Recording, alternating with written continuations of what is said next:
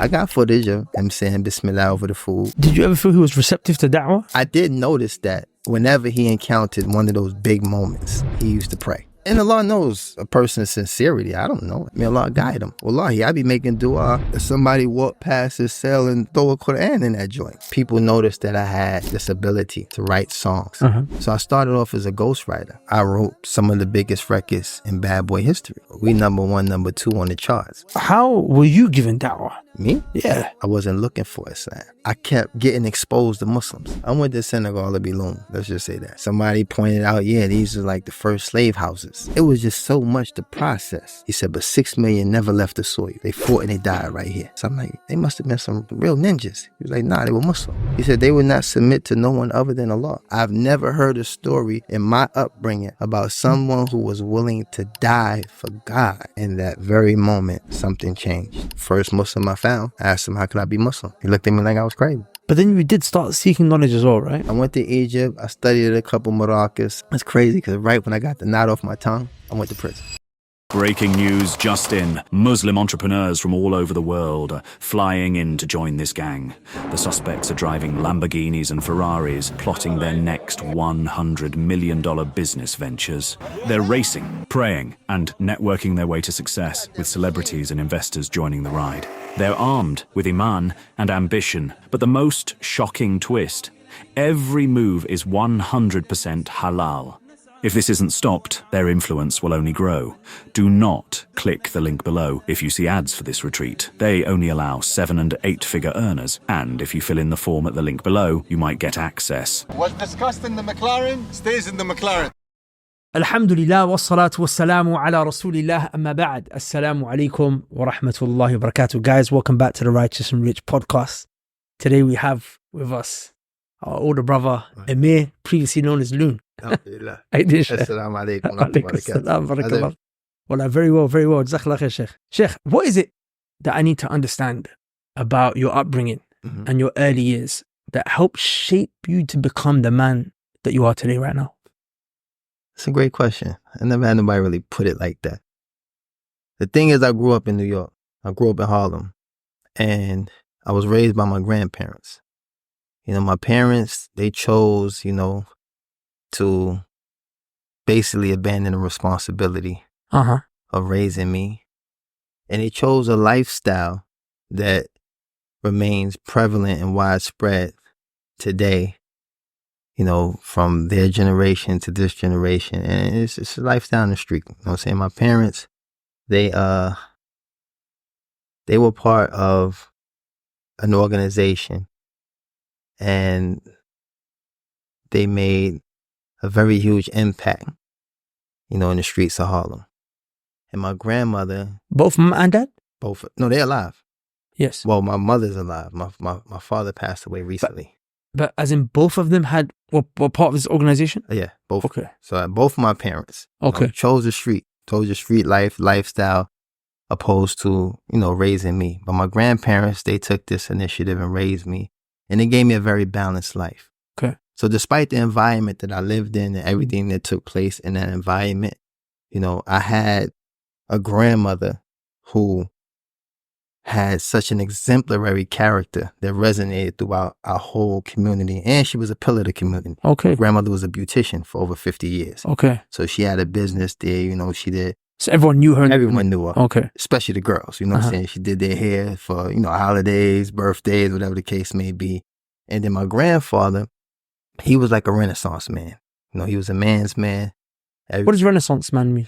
Renaissance man means that if you go back to the Harlem Renaissance, there was a certain type of, lifestyle and characteristic that came with fashion, art, jazz, all of those things wrapped into one. It was something that resonated with people when they saw anyone that was a resident of Harlem at that time. So him coming from that particular generation, he maintained, that culture. Okay. And, a lot of, older guys to me, but younger guys to him looked up to him. Obviously, I looked up to him, he raised me. And he was actually a war vet, he served in World War II. He was the first black captain in the Army engineer. Oh, wow. And, he just had a very impressive resume. And plus, he was well known in the streets as well, as far as like, he was a gambler. Mm-hmm. He liked play dice and stuff like that. But as far as anything past that, stand-up guy, everyone respected him. Mm-hmm. Grandmother, stand-up, everybody respected her. So that gave me, one foundation opposed to the foundation that came with my parents. Now, my parents was more that darker side. You know what I mean? So their influence in my life is where the balance came in. Meaning that all of the things that were required for me to be able to survive in that environment came from the lifestyle that they chose. Okay. But as far as the moral aspect, came from my grandparents. Mm-hmm. So that's why I say, I had a very balanced life. So my childhood, I wouldn't change it for nothing in the world. It shaped me. It gave me a certain level of integrity. It gave me a certain moral and values that, are priceless. And still to this day, the beauty of those things, that majority of it is in conformity with Islam. So with regards to what you might have learned from your parents, what were some of those things that helped you survive? Well, the thing is, my mom was still in my life. She just never raised me. Okay. You know what I'm saying? So she was always there.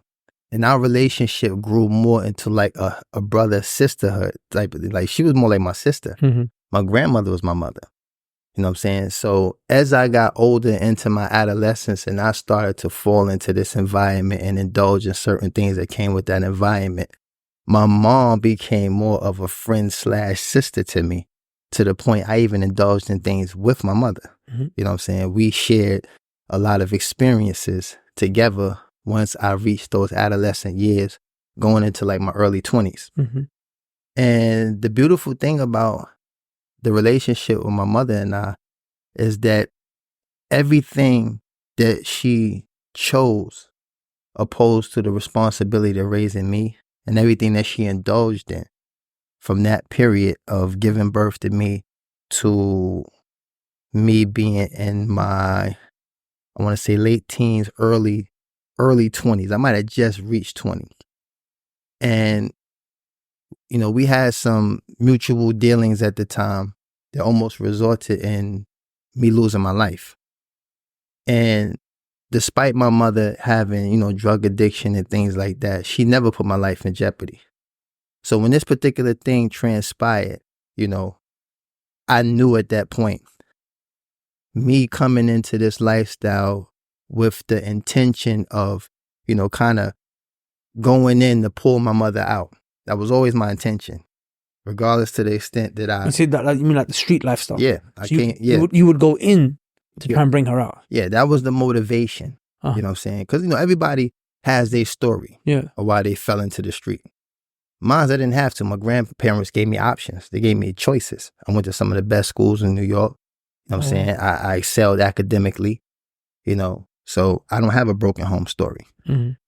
Only a broken structure as far as, the ones who were entrusted with raising me wasn't there. Mm-hmm. And that still has an impact. But going into this lifestyle with my mother and getting to a point where she almost jeopardized my life, we made this pact. And I was like, Mom, if you stop doing X, Y, Z, I'm going to stop hustling. And she agreed. Oh, wow. And I remember taking her to the bus stop. She went, signed herself into rehab, and I stopped hustling. MashaAllah. And to this day, my mom's been clean from that moment to this day. And from that moment, I stopped indulging in things. This is the first abstinence before accepting Islam, is that I made a conscious choice to say, look, we don't need to gamble anymore. And that's kind of when I fell into the music business. Okay. And what year is this? This is around, I would say, 96. 96. Yeah, it's around 96, 95, something like that. So a lot of these like rappers and celebrities that are now starting to come out around about that time, they were also from Harlem, New York, that type of area. Yeah, I mean, we all was from some inner city, you know, and I think it's a commonality all across the board, whether you look at it globally or just in the United States. But on the East Coast, New York City, there's a specific type of rooted culture that comes from, you know, generations that preceded. And I believe that every artist in some way, shape, or form was a product of that culture. You know, doesn't really matter to what extent they indulge, to what extent, you know, even a person looking out the window, watching all this stuff, you know what I'm saying, can obtain some type of, you know, attraction or even, you know, tutelage. Yeah, they can learn from this, you know. Yeah, so, you know, definitely, that's a fact. A lot of, you know, artists, even athletes that came from there, they had this kind of mystique that came with living in that, you know, part of the world. So then how do you go from that then to entering into music? So funny you ask, because I was literally just talking to my son about this, you know, and it started off as something therapeutic. So I'll give you an example. Like, my behavior problem in school, you know, led to me having to get therapy. Okay. You know, this was a condition. I couldn't even go to public school, you know, let alone private schools that I might blew those opportunities and ended up back in like public school. But the condition was I couldn't even go to public school because of my behavior. Academically, I'm a straight A student, you know what I'm saying? But a lot of my acting out came from me not having words. You know what I'm saying? So when I'm faced with certain situations, I would act in aggression, you know? So what do you mean by that exactly, not having words? Well, the thing is, when you, and this is common amongst a lot of kids, when you have certain trauma or certain things that impact you, and you don't have words to articulate what that feels like, and whatever triggers those emotions, the only available option is an action. You know what I'm saying? And then when you live in an environment that's cultivated by violence, you understand? You kind of just conform to that understanding that violence is the only option, right? And even then, growing up, like sometimes too much talking, you know what I'm saying? It's not healthy, you know? So I found myself, you know, crashing a lot, you know, falling into a lot of, you know, violent acts, you know, or aggression towards people because I couldn't explain. So as in like conflict type of situations? Any type of conflict. Okay. Any type of conflict. I wasn't a good mediator. I wasn't a good, you know, orator or nothing. I didn't have it. It's interesting because Allah Barik, you're very good now at orating. Like even Abu Bakr, my partner, I remember and it was very random, and you could tell that it really impacted me. He just took me to the side. He said, "Oh, mashallah, brother, Amir, very articulate." So the whole time he spoke, he said, I observed, he didn't have any filler words. There was no, none of that. Allahumma barik.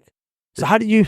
That's the beauty. I mean, that's the beauty that I can actually admit that therapy actually contributed to that. Oh, it helped? Because one of the more consistent exercises was writing down things. You know what I'm saying? So when you feel it, you can't articulate it verbally, you write it down. And when you see it, it becomes tangible. You understand? So now this became a step for me to kind of, you know, de-escalating my emotions. And wallahi, I went to therapy for 4 years.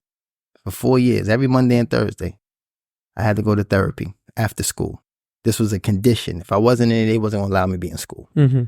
So from that, I learned how to express myself in a therapeutic form by writing. And later, what I did, I added a few more steps of my own. So if I encountered something that I found challenging, I would write it first like I was writing it for a teacher. So you're talking about proper punctuation, everything, as if I'm going to get graded for this. Then I would write it like I was writing like maybe a friend that's in prison or something. Because, you know, when you're giving your friend the news, it's a little bit more loose. It's like, yo, you know, you heard what happened. You know, it's a little bit more loose. Yeah. And then the third step became rhyme. Okay. So that methodology by the time I finished that, I was done with the problem. I was done, you know? And later, it just became a tool for me to cope with certain things that I had actual ample time to deal with it. Because, you know, in a spontaneous situation, nobody's writing no 3 steps. I had no time to do all that. You know what I mean? But if I had actual time to ponder, I would take this methodology, these steps, and I would use it to help cope with certain things. And the funny thing is how I actually got propelled into the business is I used to have all this stuff in a book. I used to keep real tight to my chest. I wouldn't let nobody see it. I wouldn't let nobody read it. This should be like a journal, like how someone journals, basically. Like your diary. Diary. But basically. Rhymes. Yeah. And I ran into a situation one time. I was young. I was about 16. And I had bought a car that was tagged up. So basically, what they do, these guys will steal the car, change all the serial numbers, and then the car somehow becomes legit. But I got pulled over by the police, and when they assessed the vehicle, these guys missed one serial number, and it came back that the car was stolen. So meanwhile, while I'm in the precinct, my partner at the time that I was in the street with, he came to get me. Because we had a certain code, we was very loyal to each other. Wasn't going to leave none of us in a situation just lingering, you know. So he came to bail me out, came to get me out. So as we riding back to our neighborhood, he started quoting certain things that sounded all too familiar. Oh, wow. So I'm like, yo, where you heard that at? He was like, yo, nah, your book, you left the joint in the spot. So at that moment, I'm like, you know, that's like being exposed. Yeah. That's like being like, literally, I'm naked. Yeah. Fully dressed, but naked, you know? But instead of him discouraging me, he encouraged me. He's like, yo, you should, he's like, yo, this stuff is like powerful. Like, you should keep doing this. Meanwhile, I'm looking at him like, all right, but give me my book. I need that book. You know what I'm saying? And, you know, it just became a moment where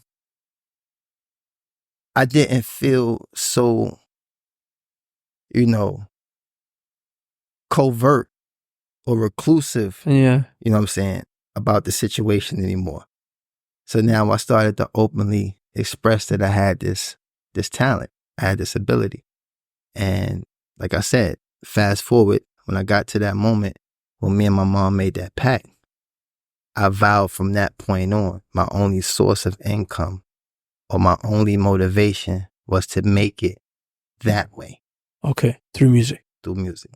So then, and again, the reason why I'm interested in this is just so we can understand the context. Yeah, no. Of course, we're not glorifying. Yeah. Just in case people wonder. And also because trying to become great at anything requires certain qualities that are praiseworthy, right? Like even I tell some of the youngsters in the streets in the UK, I said, bro, the way you guys operate your drug game, you could be entrepreneurs. Absolutely. You know, there's resilience, you have good strategy, you know how to nurture a lead when you're building a line, all of these things.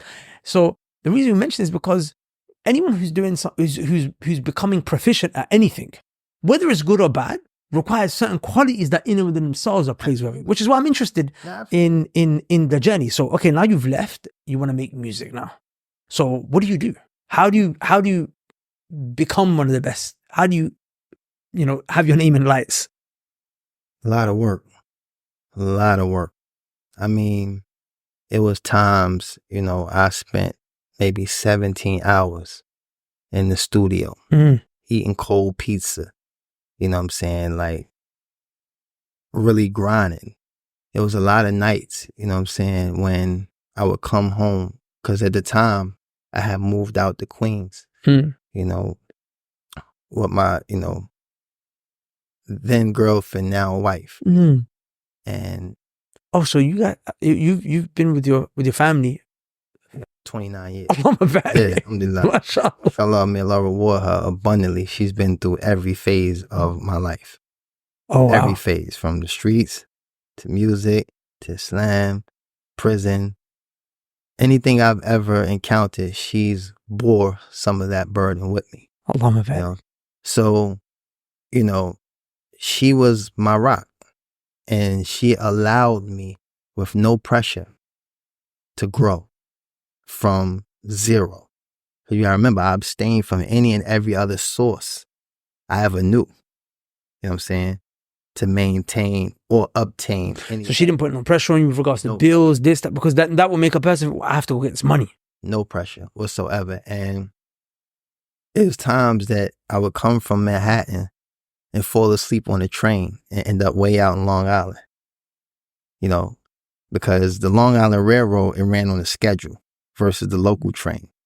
So, you know, it was times I call it like, I fell asleep again.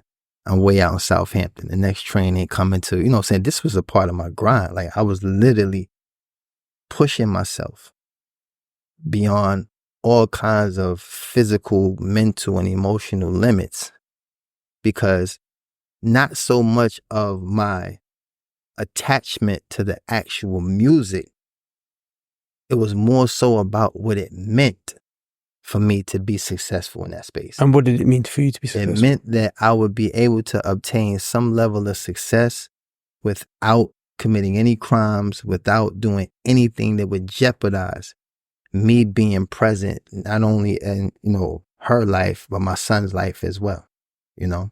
Why was that so important to you, whereas others from where you're coming from would have forsaken that responsibility? The thing is, a lot of it goes back to my parents. You understand? Mm.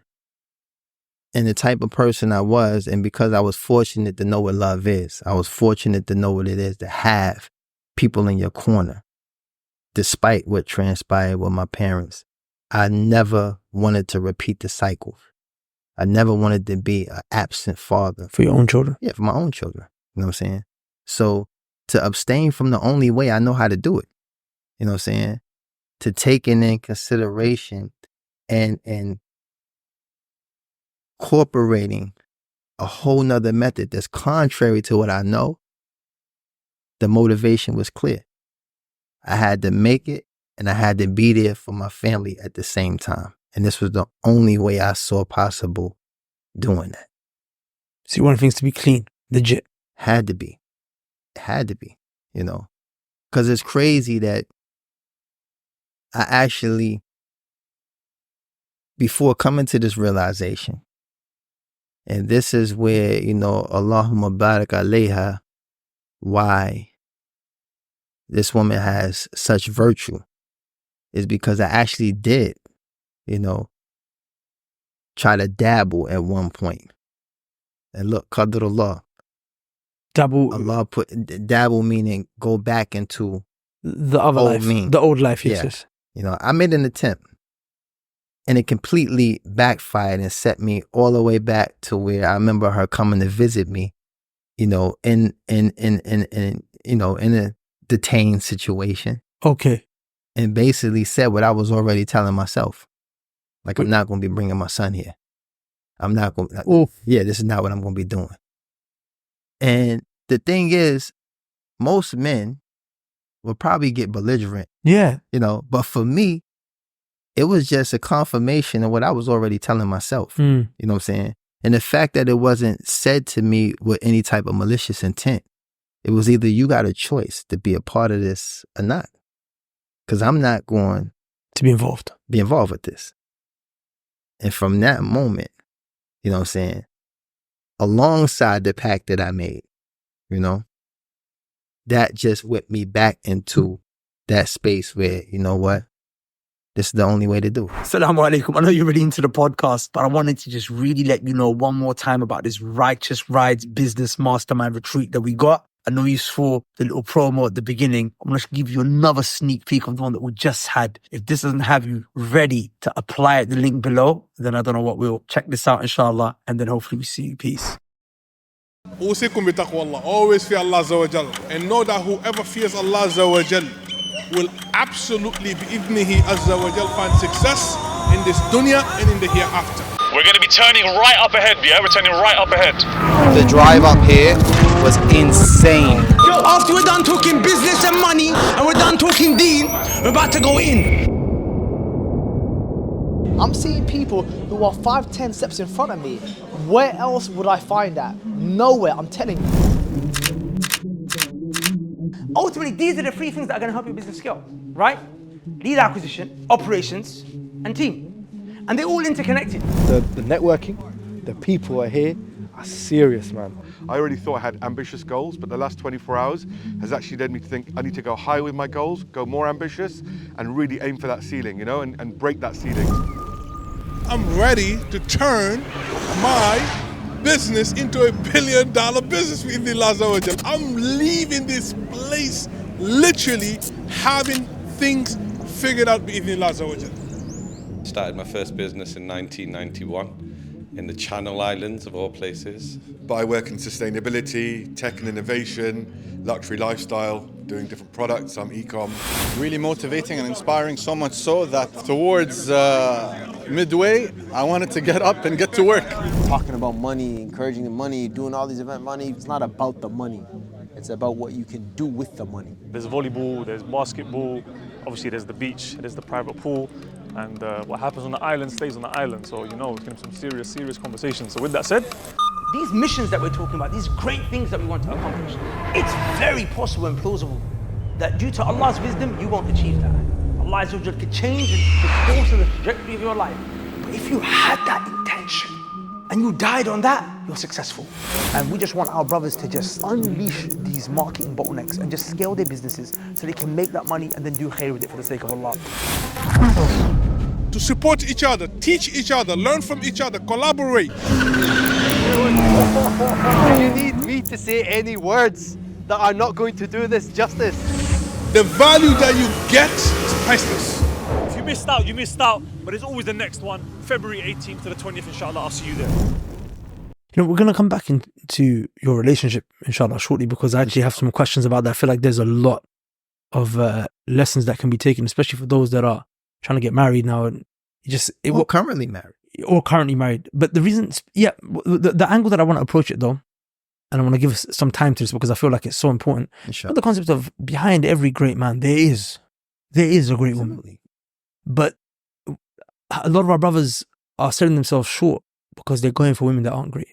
They don't know what a great woman looks like nowadays, right? Well, you got to look at the context of what is permissible, right?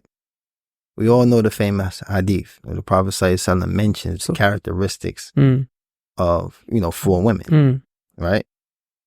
Beauty, wealth, lineage, deen, right? So what that does is it offers options. Even though emphasis is being placed on the woman with deen. The religion. You understand? But because those other options are still available, this is where, the desire is challenged.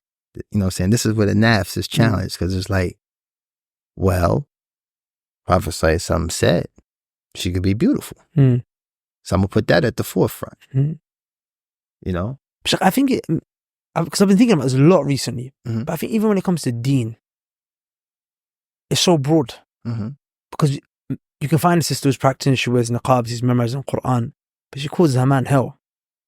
And well, that's downstream. I mean, the one thing I've learned, and not to cut you off, one thing I've learned, because you understand, coming from my background, there is no abundance of women who are not promiscuous. You know what I'm saying? There is no abundance of women who safeguard their chastity. They come from an environment where girls are losing their virginity at a very, very young age. You know what I'm saying? In some ways that are just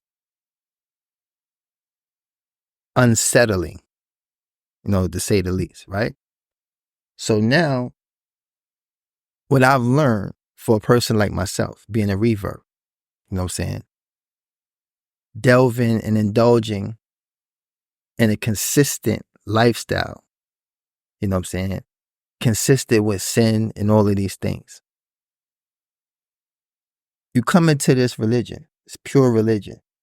And let's say, and I'm just using myself as an example for, the sake of argument for like reverts.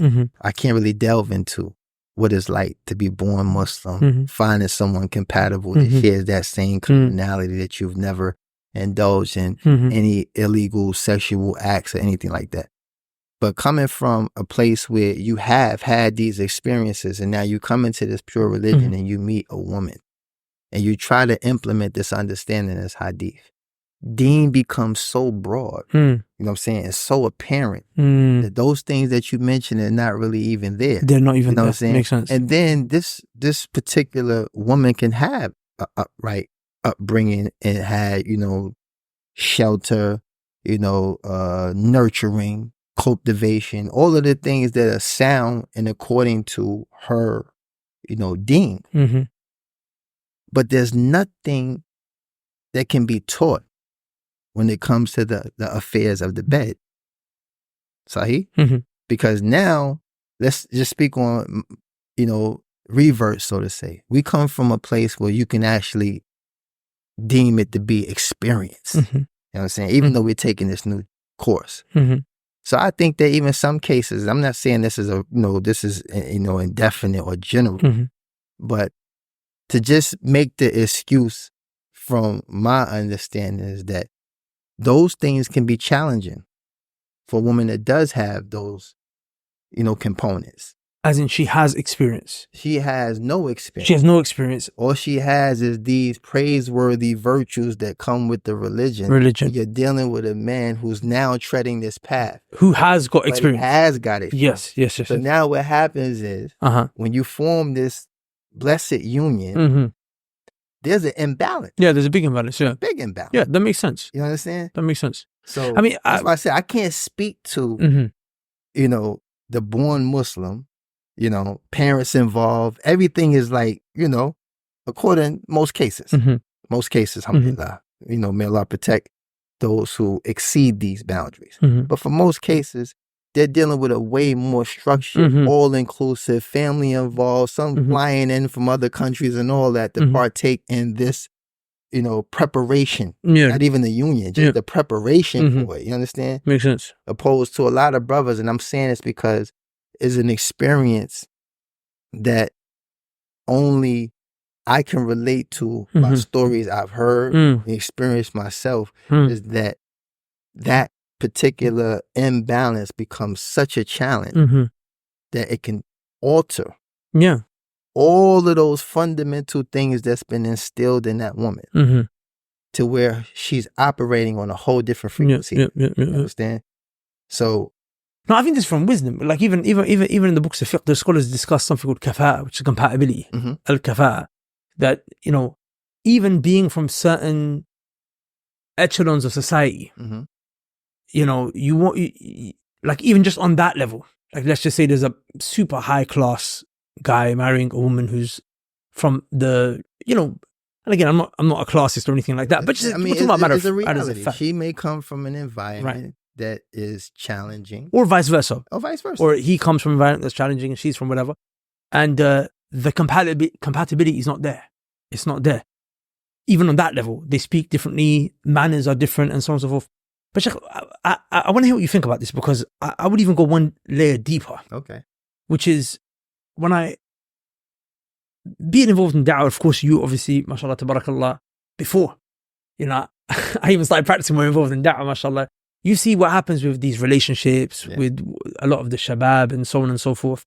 At the beginning, I couldn't understand, why is it that guys are marrying good girls? Whether they're reverts or not reverts, whether both of them are reverts or both of them are born Muslims, practicing from the beginning. Why is it that, you find that for people that are trying to do big things, they get a lot of friction from their wives? And I think it comes down to two primary characteristics you need to look for in a woman. Okay. And every situation where I've seen a guy who succeeded and he had a woman behind him, it was one of these two. She was either a Khadija or an Aisha. No, sir. What I mean by that is Khadija radiallahu anha, she was known for her support of the Prophet ﷺ. Unwavering. Right? Yeah. To the point where she was his backbone. Absolutely. First believer. Yeah. It's a big thing. Yeah. Even when you deep the Surah Al-Muzammil, Allah said, Ya ayyuhal muzammil. Oh, the one who has been wrapped up. Because the Prophet, when he came down and he was frightened, he said, Zammiluni. He said, cover me up. Who was he talking to? Khadija. So Allah said, Ya ayyuhal muzammil. Oh, the one who's been wrapped up. Who's the one who wrapped him? Khadija. So she's indirectly being referenced in the ayah. Absolutely. And Allah says to the Prophet, Qum al-layla illa qalila. Stand the night in prayer. So then, and at the time it was obligatory for the Muslims to pray, the night prayer. Yeah. And it just started off with the Prophet and Khadija. The whole deen started off with a man and a woman in their house praying salah at night when everyone else is sleeping. And this woman is holding him, sallallahu alayhi wasallam, right? Then you have a woman like Aisha. She, of course they support, but she's standing side by side, engaged in the work of the Prophet sallam. She's literally taking the knowledge and she's teaching it. Yeah. A sahabi is coming, a woman's coming. She's asking the Prophet a question. She'll grab her hand, take her to the side and say, here's the answer. Wow. And then when the Prophet dies, she's responsible for spreading so much of the Prophet's knowledge. Yeah. So I find these are the two types of women. Either you need a woman who's just going to be that rock and support you, or a woman who's going to say, I'm involved with you. Yeah. Like as in, I'm going to do some of the work for you, with you. Yeah. I'm going to put that effort in. Both of them come from the place of support. Yeah. You know, but like you said, and it's not to digress, but it's very sad that a lot of the young women today, young Muslim women, don't see these virtues in Aisha. You understand? They look more towards stories being told of her jealousy of the Prophet, you know, or her, you know, inability to cope with certain things that challenged her heart. In a polygamous relationship. Yeah, when it came to the Prophet. So, you know, that's an amazing point to understand that the support still takes precedent. So no matter what you derive from the characteristics of Khadija radiallahu anha or Aisha radiallahu anha, right? You have to hone in and accept wholeheartedly that their main primary role and objective was to aid and support the Prophet sallallahu alaihi wasallam. Yeah. And that's why I feel like if a brother wants to be a student of knowledge, he has to be a da'i, or he wants to be a businessman, entrepreneur. You know, these things that you're a man on a mission, right? Like our brother Abu Bakr, who's got his charity, Spot Project. You know, you're trying to build something, something bigger than you, even if it's just on a dunya level. Like even if it doesn't have anything to do with the deen, which of course is ideal. You need to find a woman that's going to have your back. But see, the mistake I think brothers make is they don't incorporate that mission with, you know, the conditions and everything required to marry. Yes. Because you got to also think about, in this day and time, you know, it's very complicated for a lot of brothers to get married. And you know this more than me, you know, that culturally, some cultures actually make it hard, make it extremely hard. Yeah. You understand? So now, just to make an excuse for some of the Muslims who fall into this situation, for lack of a better word, and this is not to demean or, you know, say anything negative, but it becomes kind of slim pickings. You know what I'm saying? It becomes kind of a limited option. You know what I'm saying? Outside of the fact that you may have found someone based on what you've derived of understanding the father, the family, the brother, mashallah, he's a student of knowledge, father's always in the masjid, mom's, you know, all these fine qualities that you know have trickled down to this one particular woman. But culturally, there's this impenetrable, you know what I'm saying, bubble placed around all that good, all of that good, you know, to where now you have to look outside of that and find some remnants of it. You know what I mean? Because the search doesn't alter because of that, those discouraging moments. I think a lot of brothers just fall into a situation where they're looking for something that conforms with it. Yeah. I'm niqab, I'm cool. You know what I'm saying? No niqab, hijab, abaya, you know, you start, you start going into kind of a panic, opposed to what most scholars and people in knowledge just say, just be patient, right? But like you said, it's not the desire to want to fulfill your physical rights. It's like, I need support. You understand? I think that's most brothers, objective is, I'm doing this because I need support. You understand? And it's sad that many of our sisters, may Allah make us better, may not see that. You know what I'm saying? That it's not no audition. We're not trying to grade, classify, or, put all these things in certain categories in order to get an approval. It's like, who wants to support me on this mission? You understand? Because inshallah, we enter Allah's paradise. You're going to be the most beautifulest thing on the planet. You know what I'm saying?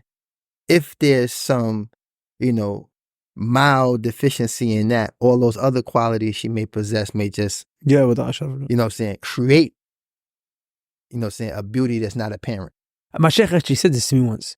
He said, a woman who's very shy, very well-mannered, it makes her more attractive. Yeah.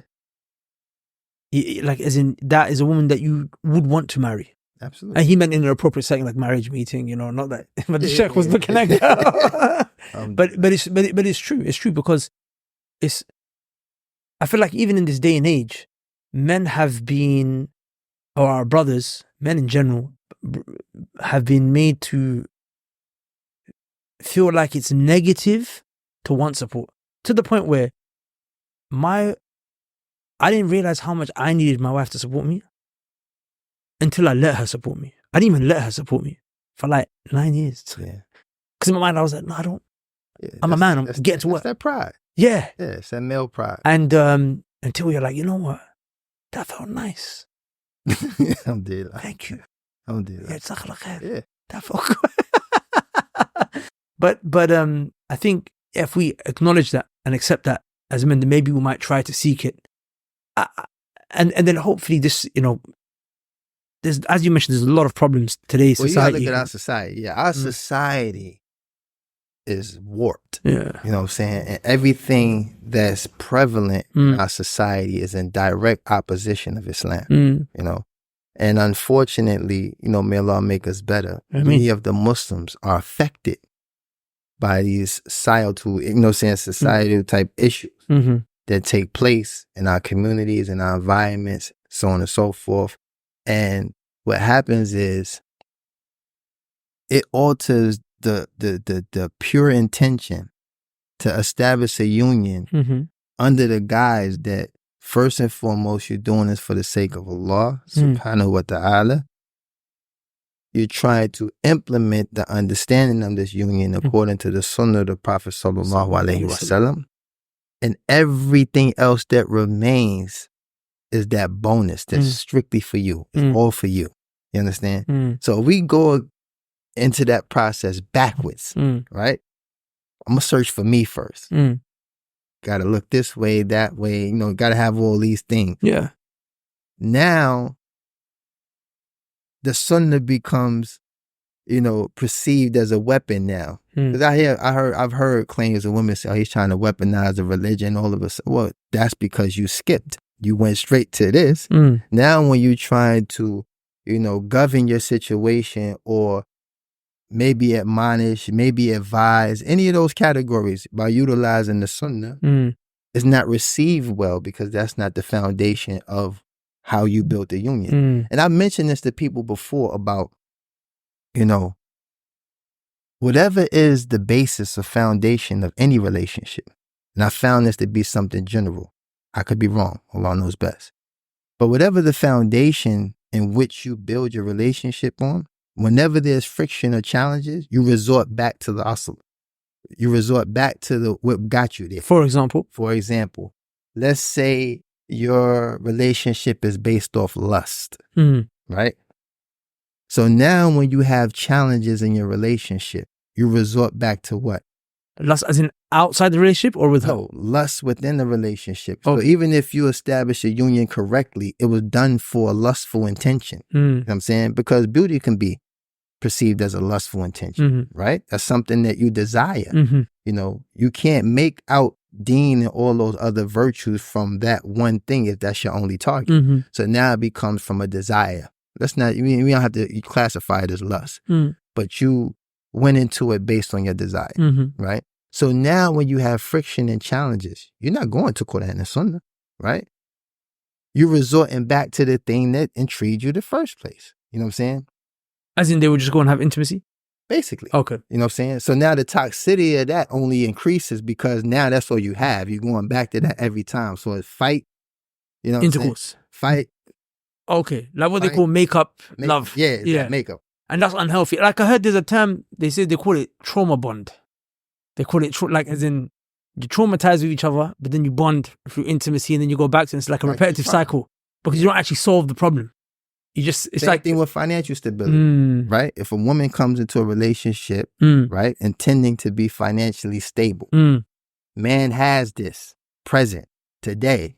Allah tests him with poverty or some type of financial disarray. Can't go back to that. You can't just, you can't just teleport back to financially stable. It's a trial now. You know what I'm saying? But because that challenge is not something that she can bear, because the basis of her getting involved in this relationship was because his money. Now Allah tests him. He didn't do anything wrong. You know what I'm saying? He's still the same man. He still opens the door. He's still, he's still affectionate. All of those things that. But he just doesn't have the money. He used to have the money right now. So now, shopping ain't the same. Right? We went from steak and lamb to cold cuts. You know what I'm saying? We went from electricity to candles. It's rough now. You know what I'm saying? Now I need Khadijah. I need Aisha. That's out the window. So, and that's just, that could be theory. It could be logic. It could be a lot of things. You know what I'm saying? Maybe there is some legislated basis to it based on what's been presented to us from the Sunnah. You know what I'm saying? And we've heard stories of, I wouldn't say consequences, but things that come from certain decisions that we make outside of prioritizing, right? What's legislated. So I've always looked at through my experiences growing up in the environment I grew up in. I've seen the level of toxicity that comes with, you know what I'm saying, trying to forge something. You know what I'm saying? And the only thing you have, the only glue, the only adhesive that you have is to go back and interlope or have, like you said, trauma bonding or whatever the case may be.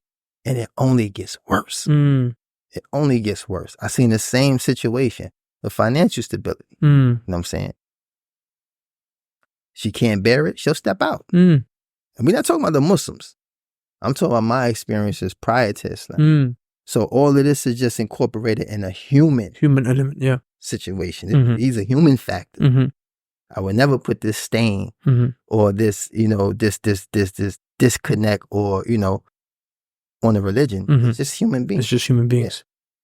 No, Barakallahu Sheikh, that was a nice digression. This is, I like to do my conversations like this, we just keep it open. So now coming back to your journey, you're grinding, you're in the studio 17 hours. What happens next? What happens next is I start to break ground. I started, performing at spots and showcasing my talent. And, one of the first opportunities that came my way, because at the time I had a partner. It's funny how everybody that ends up going solo came from some group or something first. So, I had a partner at the time. His name was Jay Nitty. We had a group called Crime Family. Okay. So he was older than me. He was a little older than me. And it was kind of this contrast between old head, seasoned in the game, and young boy, young boy, like up to the neck in it, And it's crazy because I was still kind of like involved in things that sustained me, that kept me afloat financially and things like that. He was a career felon. So if he even spit the wrong way or whatever, he was going back to prison. So his thing was, you know, I'm late for sessions, you know, I'm not showing up to things on time because, you know, I got other things going on. This is before like another job or? Well, I'm in the street. You know what I'm saying? Okay. This is before my pack. Yeah. Oh, before the packs. Yes, Okay. before the pack. Okay. You know what I'm saying? Because I immediately, like I said, started pushing forward, but I still was, you know, in the ground. So I remember him one day just telling me like, yo, bro, this is all I got. You know what I'm saying? I can't catch another case. I can't do this. I can't do that. You know what I'm saying? So, you know, I need you to take this as serious as I'm taking it. You know what I'm saying? So I started gradually relinquishing some of the responsibilities that came with that. It started to be more serious. But he eventually digressed, slipped, caught a case. So now I'm out there by myself. You know what I'm saying? And this is where my grind as an individual began. All of the commitment and everything. So while I'm making my rounds through the industry, people noticed that I had this ability to write songs. So I started off as a ghostwriter. Okay. You know what I'm saying? And a part of me was actually very apprehensive of being an artist, like full-blown in the public face artist. You know what I'm saying? Because my history in that street life led me to traveling to different towns under different aliases, doing different things. So I always had this thing in my mind, like, if I come out people might publicly recognize you with this talent, I'm going to get grabbed. You know what I'm saying? And it's funny because grabbed in what sense? Like a violent sense? No, I'm gonna get arrested. I'm gonna get, you know, someone's going to implement okay. some activity that may take place somewhere, whatever the case may be. You know, and once again, clearly this is not for glorification. It's just I've never really emphasized certain things because I never felt compelled to when I first became Muslim and started, you know, pushing the dawah. But because of all of the work I've done, I see that some of the youth are getting that repetitive, you know, push or call from many different, you know, du'at that probably amounts to the same type of, you know, spectrum of call. So the only reason why I'm, you know, giving a little bit more detail so it's understood that I had a fear of success. You know, I had a fear of what may come from the success. And it's funny because I just did my part in Shaquille O'Neal's book because he was the first person I ever wrote a song for. You know what I'm saying? I was ghostwriting for other artists. Is this before he was in the NBA? No, he was in the NBA. He was in the NBA? He had an album out. Kobe was on the album. Biggie was on the album. He had albums. What? Yeah. Kobe? Shazam movie. Like Shaq was big back then. You gotta understand, Shaq was kind of a big deal. He probably was the most bravest of all athletes to even try to play with hip hop. Because hip hop was something always sacred. It was always like, you don't get to play over here. So was it even Kobe Bryant used to make music? He wrote Kobe had a verse on a Shaq album. Wallah.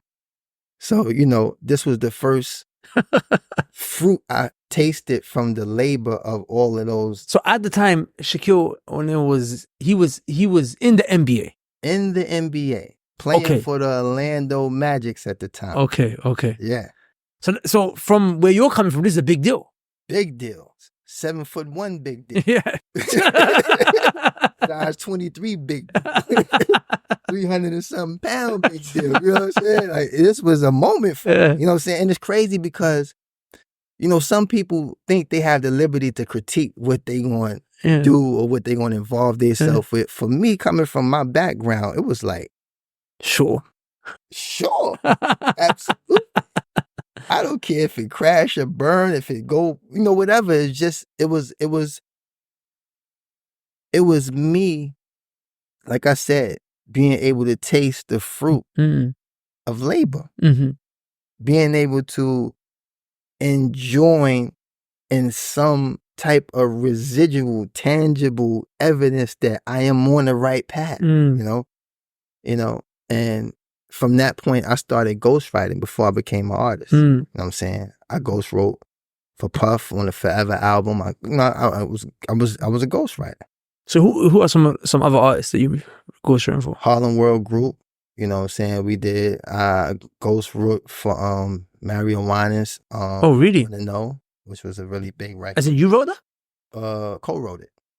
Yeah, I wrote all. Because I remember that was humongous. That was humongous. It was humongous. So you wrote that? Yeah, that's actually nuts. Yeah, and that's the thing is like, and people may be wondering why am I so surprised. You have to understand this is I come from a generation where like I'm just putting two and two together. Like I come from a generation where that's what was constantly on MTV. It's not like so you were wow, that's actually and crazy. The beauty about it was, you know, I think a lot of people had their own personal experiences with Puff's vision at that time. It seemed like he was trying to commercialize all his artists.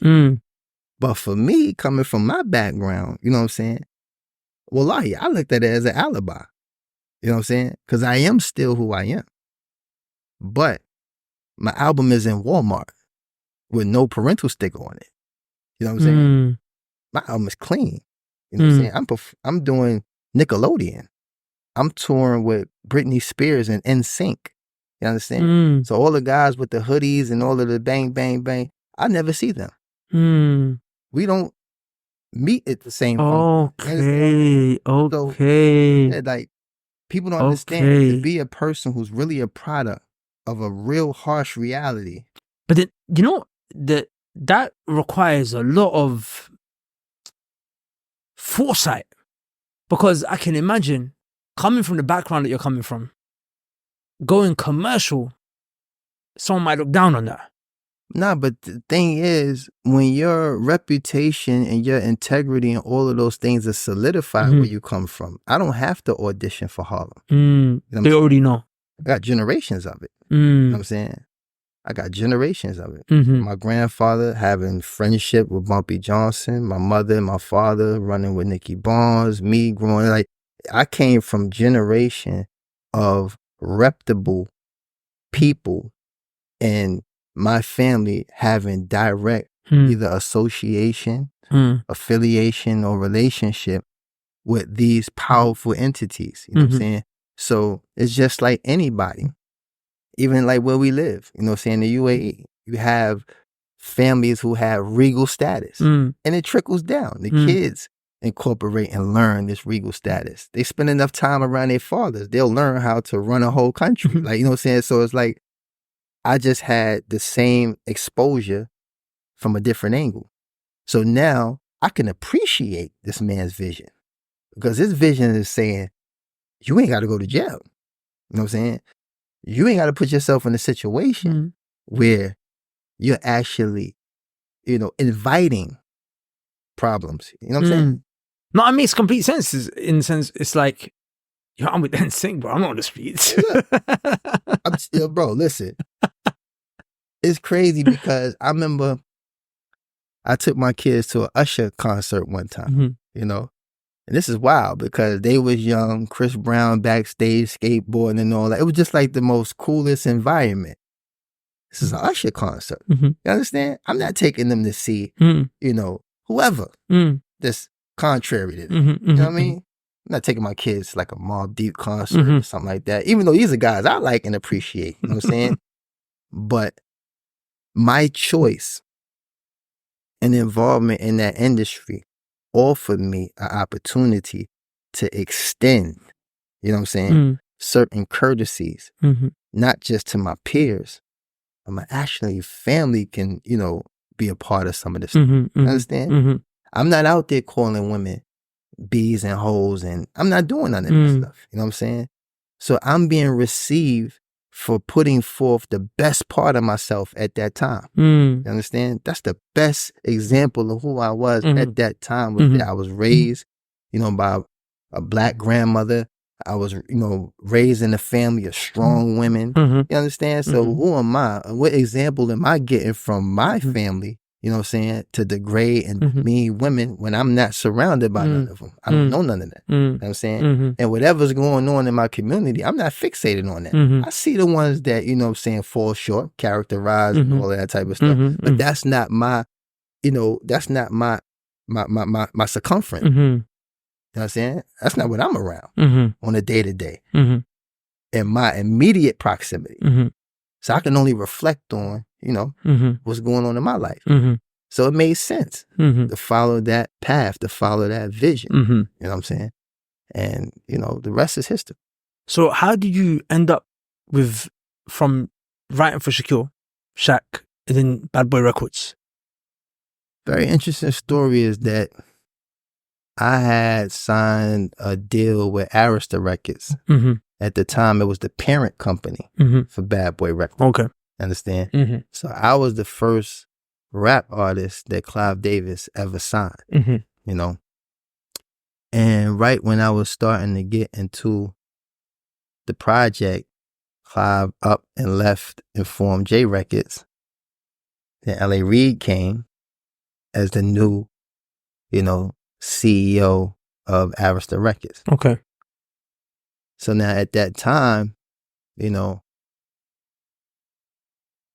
he pretty much had his hands full. He had some big shoes to fill. Because you just took over the house that Clive built. Okay. You know what I'm saying? So, you know, he had his team, he had his roster, he had his artists and stuff. And I wasn't looking like a priority. Okay. You know? And then what made matters a little bit more challenging is that my manager at the time, who used to be Biggie manager, Mark Pitts, he ended up getting a A&R position. Was Biggie alive at this time? No, Biggie was gone. Okay, he was gone. He became an A&R at Arista Records. Okay. So now there's a conflict of interest. Like, you can't manage me and work for the people that you're supposed to be, you know what I'm saying, facilitating certain things. Yeah. Conflict of interest now. Yeah. Super conflict of interest. But him being such an upright and just guy, he came up with a plan. Okay. Like, you know what? You wrote for Puff before, right? Like, yeah, did the Forever out. Well, right now he's in Miami trying to do this compilation album, and I could set it up. So you go down here, you know, and work with him again. So just to make long story short, there's a lot of details in there that I'm saving for my book, my documentary, but coming soon. Yeah, coming soon. But to sum it up, it was like it was agreed that I would go there for 4 days. Okay. And write 2 songs. But I ended up staying 4 weeks. Okay. And wrote 11 songs. Okay. And the rest was history. So, for his album? Yeah, for his compilation album at the time, which was called P. Diddy and the Bad Boy Family. So that means Mark Pitts, he did write by me, and went on to have a very extensive career as an exec in the music business. And I was able to go on and have me an extensive career as an artist. So I guess that time that you guys spent as in the whole Bad Boy environment, it just made sense that you would also then join the label. Well, while I was in that transition, you know, I wrote some of the biggest records in Bad Boy history. Okay. You know what I'm saying? And when those records took off, you know what I'm saying? A lot of people don't really know that I wasn't even signed to the label. Okay. You know? And you talking about we number 1, number 2 on the charts. You know, the album is worldwide. And I'm not even officially, contractually binded to no agreement with Bad Boy Records. Then we go into part 2, I Need a Girl, which was the extension of the film. I'm still not signed. Okay. Okay. You understand? And what was the reason for that? Well, the thing is, it was just the momentum. It took off too quick. It just, okay. You guys didn't have a chance to sit down and make everything official. And at the time, I think it was a pivotal moment for both of us. Because he was coming fresh off of, you know, the Club New Yorker situation with the shooting and everything. And I was coming fresh off of getting dropped from my label and having no home. Industry-wise. I wasn't homeless. You know what I'm saying? I wasn't homeless. But having no home in the industry. So there was a mutual need that we shared. You know what I'm saying? And our business relationship, personal relationship, all of that was built off of that mutual need to embetter each other. Okay. You understand? And that's why there's always going to be some contrast to what other people may have experienced with him. But for me, it was like, yo. Business. And you need to get this monkey off your back, you know what I'm saying? and I need to win. You know what I'm saying? So collectively, we were able to make history together. I have a question. This is a side question, but something that just I never really understood. Yeah. So if, for example, all these artists are having their songs written for them, what's the benefit in the artist? Well, you still have to have someone that could deliver it. It's just a brand? No, I mean, an artist is still an artist. Yeah. You understand? But what's the art? Whether they have the ability to write. Like, as in, for singers, I understand, right? That it's the voice. And rappers too. But what's the art if he's not writing his own lyrics? The thing is this, you got to think of my generation of music. You had different variations of rap artists. You know, I haven't listened to music, disclaimer, I say it all the time, 15 years. But I see glimpses of things. You know what I'm saying? 12 years. Yeah, I'm there. I'm preservers, protect our ears. We've been clean for a decade. But you see the repetitiveness of what's out there this generation. And I don't have to listen to the music to see the results. Yeah. Kids are dying behind this stuff. Yeah. You know what I'm saying? Yeah. Kids are talking about being addicts. You know what I'm saying? Oh, really? On the songs? Most of these songs. That is You know crazy. every time I catch a glimpse of it, it's someone that would have never horrifying. That would never slid back in the day. No, that's the point. A guy's admitting to being an addict. When everybody else was the coming of age story, it was like, you know, it was all a dream. Like, you know, everybody was talking about what it used to be like, what I had to go through to get to a point now where I'm standing on a 125-foot yacht, you know, doing this, doing that. So it was that success story that motivated a generation to want to do better. It's not Islam. You know what I'm saying? It's not the best roadmap. But coming from where we came from at the time, it was. You know what I'm saying? So anybody that wasn't going in that vein was a part of the problem. It wasn't a part of the solution of poverty. It wasn't a problem. Part of the problem of financial instability, you know what I'm saying? Socioeconomic disarray, all the things that, you know, plagued our communities. You wasn't a part of it. And you didn't give us a visual, tangible look of what it may look like. We looking at Scarface. You know what I'm saying? We looking at movies. When that stuff started happening in real time, it changed the whole generation. You know what I'm saying? To now, I honestly believe, and I could be wrong, this generation don't really understand, you know, what preceded them. This is common generally through history. Every time you have a virtuous generation or a generation that made a huge impact on society, the world, whatever the case may be, the following generation, if not cultivated and nurtured properly, they don't know what to do with it. As I say, hard times make strong men make good times make weak men make bad times. At times, yeah. I remember the first time I heard that, I was just like, wow. Yeah.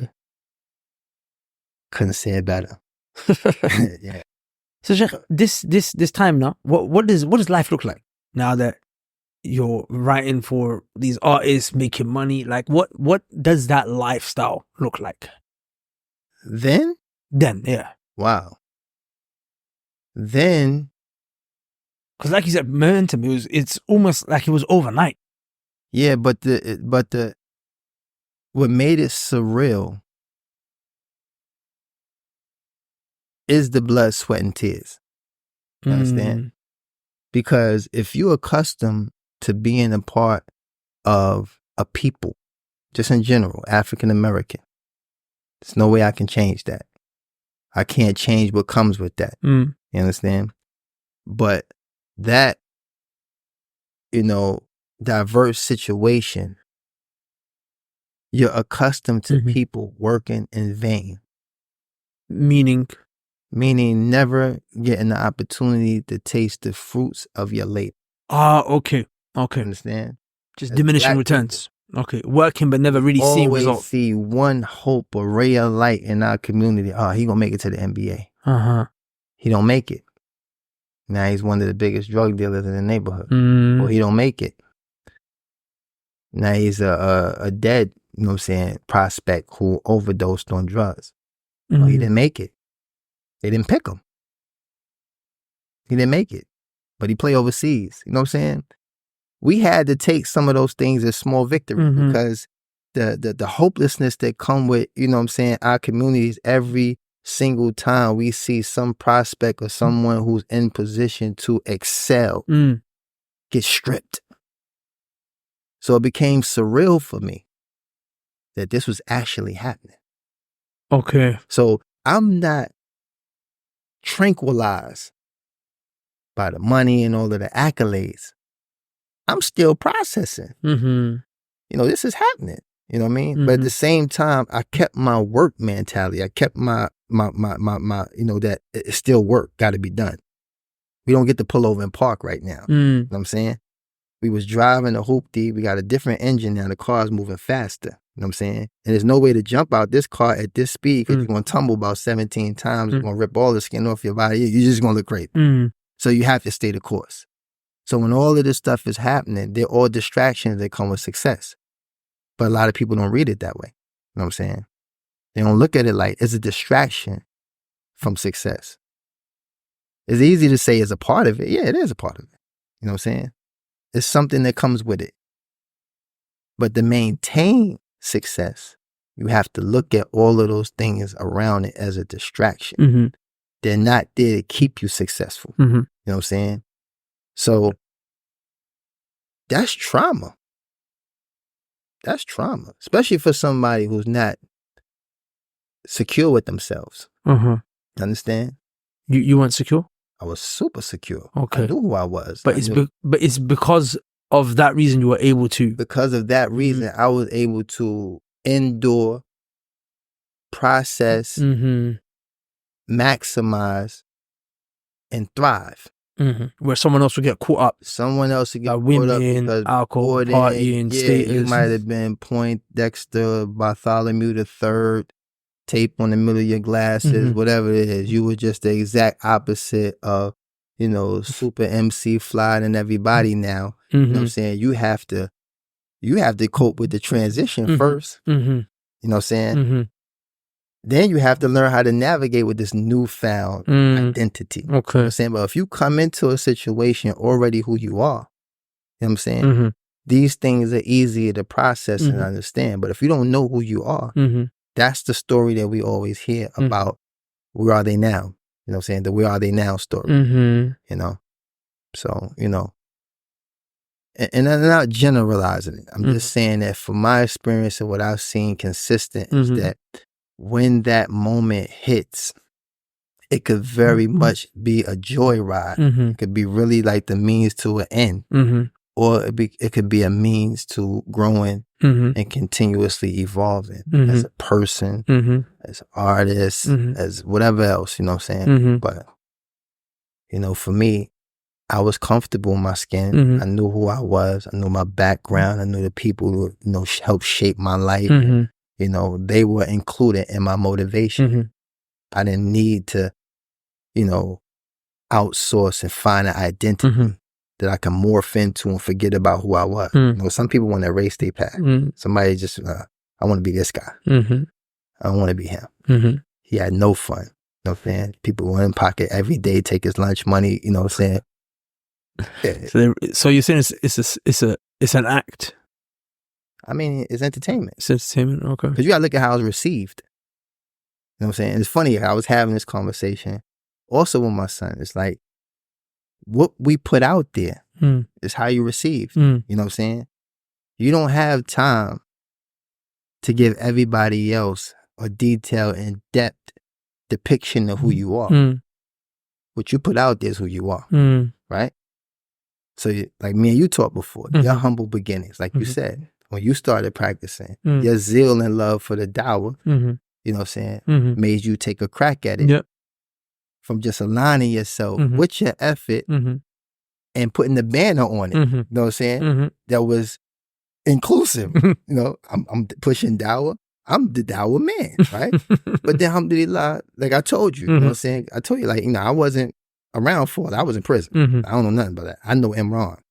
That's who I met. You know what I'm saying? It's good. It's good. And what I seen is Allah gave you another opportunity to go about it a whole nother way and empower young people who have taken the initiative to take the religion serious and excel in matters of tijara, business and so on and so forth.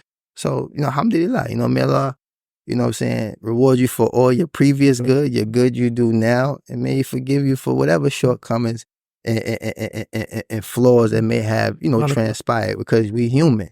You understand? But like I said, I only go off for what reaches me. I can't have another man tell me about another man. I can't have nobody. You have to experience it. I have to experience it. Now, if it's something that's imminent danger, that's different. I ain't that curious. You know what I'm saying? But if it's something that involves, some potential benefit or opportunity to bring about a benefit. You understand? Yeah. As Muslims, we the bravest when it comes to seizing those opportunities. And may Allah forgive us or forgive those who sometimes may come across a little bit too stern with intentions to do exactly that, bring about some benefit. But sometimes, we got that zeal and the heightened desire to bring about good so much that sometimes you can actually be more harm than benefit. May Allah make us better. Ameen. Barakallah fi Sheikh. So, Sheikh, a question that some people may have right now, right? The elephant in the room. So you obviously worked with Mr. Diddy, previously known as Puff. Many names in between. Absolutely. What are your thoughts on what's happening recently? Once again, it just goes back to what I said. I can only go off of what I know. I can only go off of what I experienced. You know what I'm saying? And whatever has transpired in my absence, I have no means of acquiring, assessing anything. I'm like everybody else. I'm standing on the outside, looking in. Maybe a little more hopeful because I had way more memorable and good experiences with him. You know what I'm saying? Now, don't get me wrong. Every partner, friend, brother, you bump heads sometimes. You know what I'm saying? Of course. But they were mainly like character issues. Things that's going to remain with him and remain with me. Those are, but what kept us in harmony was, like I said before, we have a goal, we have an objective. So for me, anytime and every time someone's asked me, I just say, may Allah guide them. May Allah rectify the affairs. May this opportunity be an opportunity for him to get closer to his Lord. Wallahi, I be making dua if somebody walk past his cell and throw a Quran in that joint. These are the thoughts I have. I can't contribute to, this whole, rhetoric,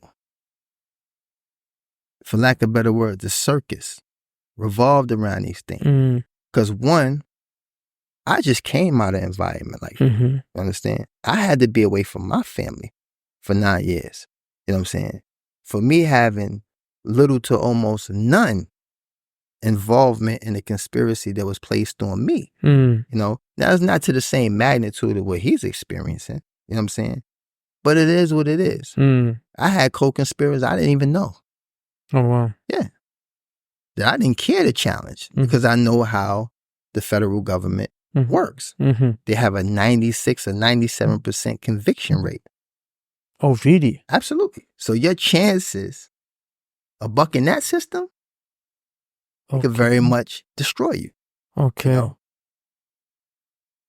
And I think my takeaway is always, because like I just told you, I'm a family man. I have people that Allah entrusted me with to be responsible for, to provide for, to protect, and all of those things. If I'm not there to do that, you understand? Where you place me or all of those other things that come or contribute to that hardship, the one that impacts a man of my caliber the most is the fact that you remove me from my family. You remove me from my post. You remove me from my responsibility to do for the people that entrust in me to be there for them. And I don't wish that on no man, So that's just basically where I've been standing on the matters. Like, have you ever had a chance to give da'wah to him? Maybe before prison or... It's going to be in my documentary. Okay. You know, I got some lighter times, you know what I'm saying, when I first came home and I went to visit him. You know, I got about 3 hours worth of footage. And I think that when people get a glimpse of how me and him interact in our relationship, they'll be able to see that there is a very strong common respect for each other as men, you know, and that's something that always was present when, you know, I was at that label, you know, whatever, you know, transpired as far as, you know, any creative process, whether it was partying, whether it's enjoying the accolades of our success, it always been revolved around something that was a reflection of the man that I am. You know what I'm saying? And sometimes what people don't understand, you know, certain people act a certain way around certain people. You understand? I know that growing up in the street. You got dudes that might be soft as drugstore cotton, but they get around tough dudes. They, you know, they try to sling a few things in the air to try to sound relevant in a conversation full of tough guys. You know what I'm saying? But in all actuality, it's already known. He's not that. He's not that guy. You know what I'm saying? Or you may have a person in a circle of smart dude.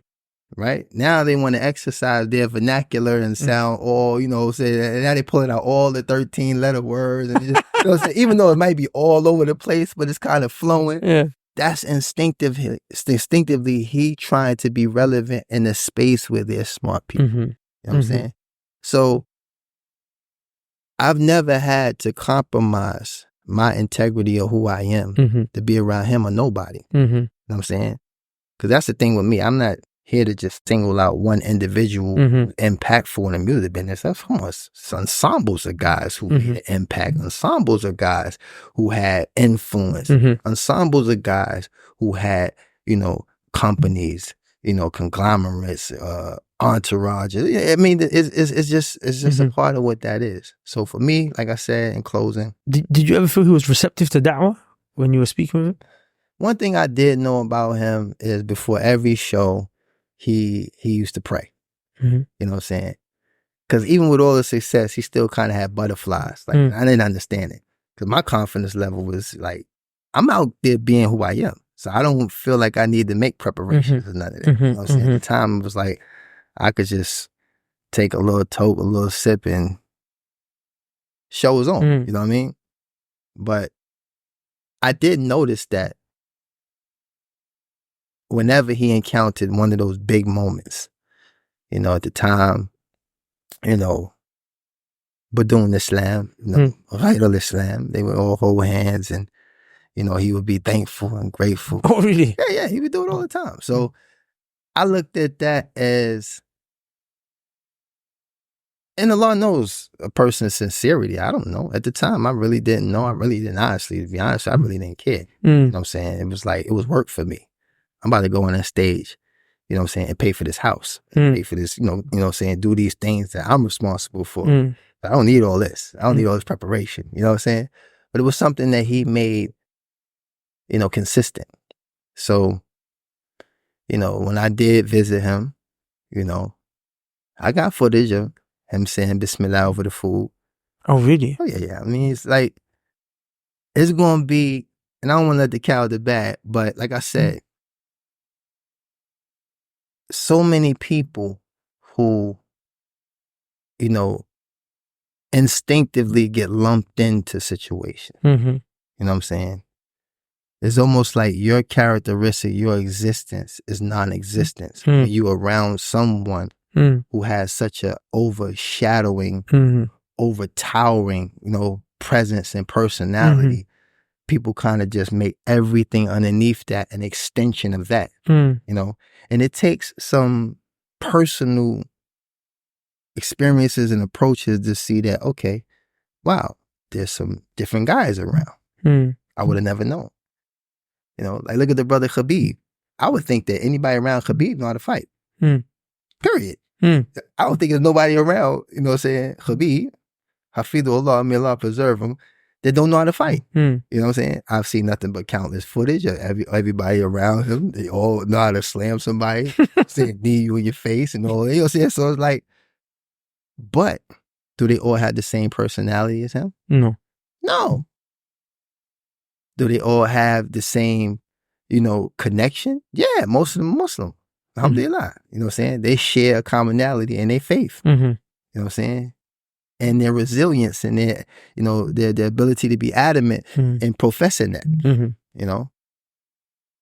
Do they all have the same choice in wives? I probably no. You know what I'm saying? So that's what I'm saying. It's like, it's just, we live in some strange times. You know what I'm saying? Where misinformation is the only information. You know? It's just sad. Yeah, I mean, even the deen teaches us, right? Wait for the dust to settle. Wallah. As in, it's not for us to start. It's the way I see it. The Prophet ﷺ said, "From the perfection of a man's deen is that he leaves off that which doesn't concern him." Exactly. So even when these things happen, it's like I only hear about it from third parties. Yeah. You know, I think the situation was on the news for a month, and I was like, someone told me, "Oh, you haven't heard what's going on with my man." But there's way more challenging and impactful things happening in the world. Yeah. That require way attention. more. Yeah, way more worthy of my time and energy. You know what I'm saying? Yeah. And like I said, as a human being and as a Muslim, we don't want bad for nobody. You know what I'm saying? Like Allah mentioned in the Quran, He said, you're the best of people ever raised from mankind. Because you enjoin that which is good, and you forbid that which is evil, and you believe in Allah. Yeah. Just quickly, guys, this is an advertisement. We're interrupting the podcast, but it's not an ad for me or for the righteous and rich. It's actually something amazing that Brother Amir is doing. Naam. Assalamu alaikum wa rahmatullahi wa barakatuh. It's your brother Amir, co-founder and co-CEO of Paid Meals. And I would like to introduce and offer you an opportunity to attend the Al Hidayah Umrah package, Umrah trip coming up. Inshallah, it's an amazing opportunity to bond as brothers in Islam. It's an amazing opportunity to receive advice from well-known students of knowledge and scholars. May Allah preserve them all. And more importantly, it's an opportunity to visit the house of Allah subhanahu wa ta'ala, perform an act of worship that could be purifying in so many ways and a means to increase in iman and obedience to Allah subhanahu wa ta'ala. So barakallahu feek wa jazakallah khair. Hope to see you there. Assalamu alaikum wa rahmatullahi wa barakatuh. So on that note, Sheikh, so how were you given da'wah? Me? Yeah. My story, alhamdulillah, for those that it has reached, allow me to retort. But for those who don't know, I wasn't given da'wah. What I was given was guidance from Allah subhanahu wa ta'ala. I wasn't looking for Islam. And it's funny because, even though I'm trying to move away from, talking in length about Puff, but when I left the label, my intention was to go out and prove my own worth. Oh, so you left before you became Muslim? Yeah. Oh, okay. I left that, and I started my own company, and my intention was to go out and prove my own personal worth rather. So by that being the motivation, and we all know Allah is the best of planets, instead of me going out and reaping the benefits of that, plan, an initiative, I kept getting exposed to Muslims. Oh, really? Wallah. First trip that impacted me was when I went to Senegal. It was like for a concert? I went to Senegal to be Loon. Let's just say that. Okay. I was invited to Senegal. 99.9%, Muslim country, may Allah make us better. Amen. But at the time I was there, it's me. Okay. After the dust settled, had some free time, I went down to Goree Island, seen a lot of the kids swimming, on the shore. And, I'm just observing. Somebody pointed out, these are like the first slave houses. Okay. Built. So out of curiosity, I was going to go and kind of like blend in with the tour guide. But I didn't like the way he was establishing what transpired there. It kind of sounded very Disney-like. Okay. And over here, it's like, whoa. There's some serious stuff happening. It's pain. I don't like your tone. Yeah. You know what I'm saying? I didn't really like the way he was coming across. And by Allah, I almost was stripped of the experience and knowing what was happening because I was not going to go with him. But wallahi, I seen a guy that was just standing up against the houses. Like, cause see, like the slave houses is here and they had houses directly across from it where the captain and his crew lived. They lived exactly across from where they was committing these atrocities. Okay. I mean, they were literally coming out their house to go in there to rape women. They were literally coming out their house to walk across and beat slaves. They was literally, I mean, proximity. I'm talking about like cross the street, right? But this guy happened to be leaning up on that side of the property where the oppressors live. And I seen him. And he looked like somebody I could relate to. So I asked him, I said, you know, like, what really happened here? And he's like, you know, just wait till I'll take you. And he was from Senegal, like a native? Okay. Senegalese. This was his home. Okay. Those houses became residencies for locals.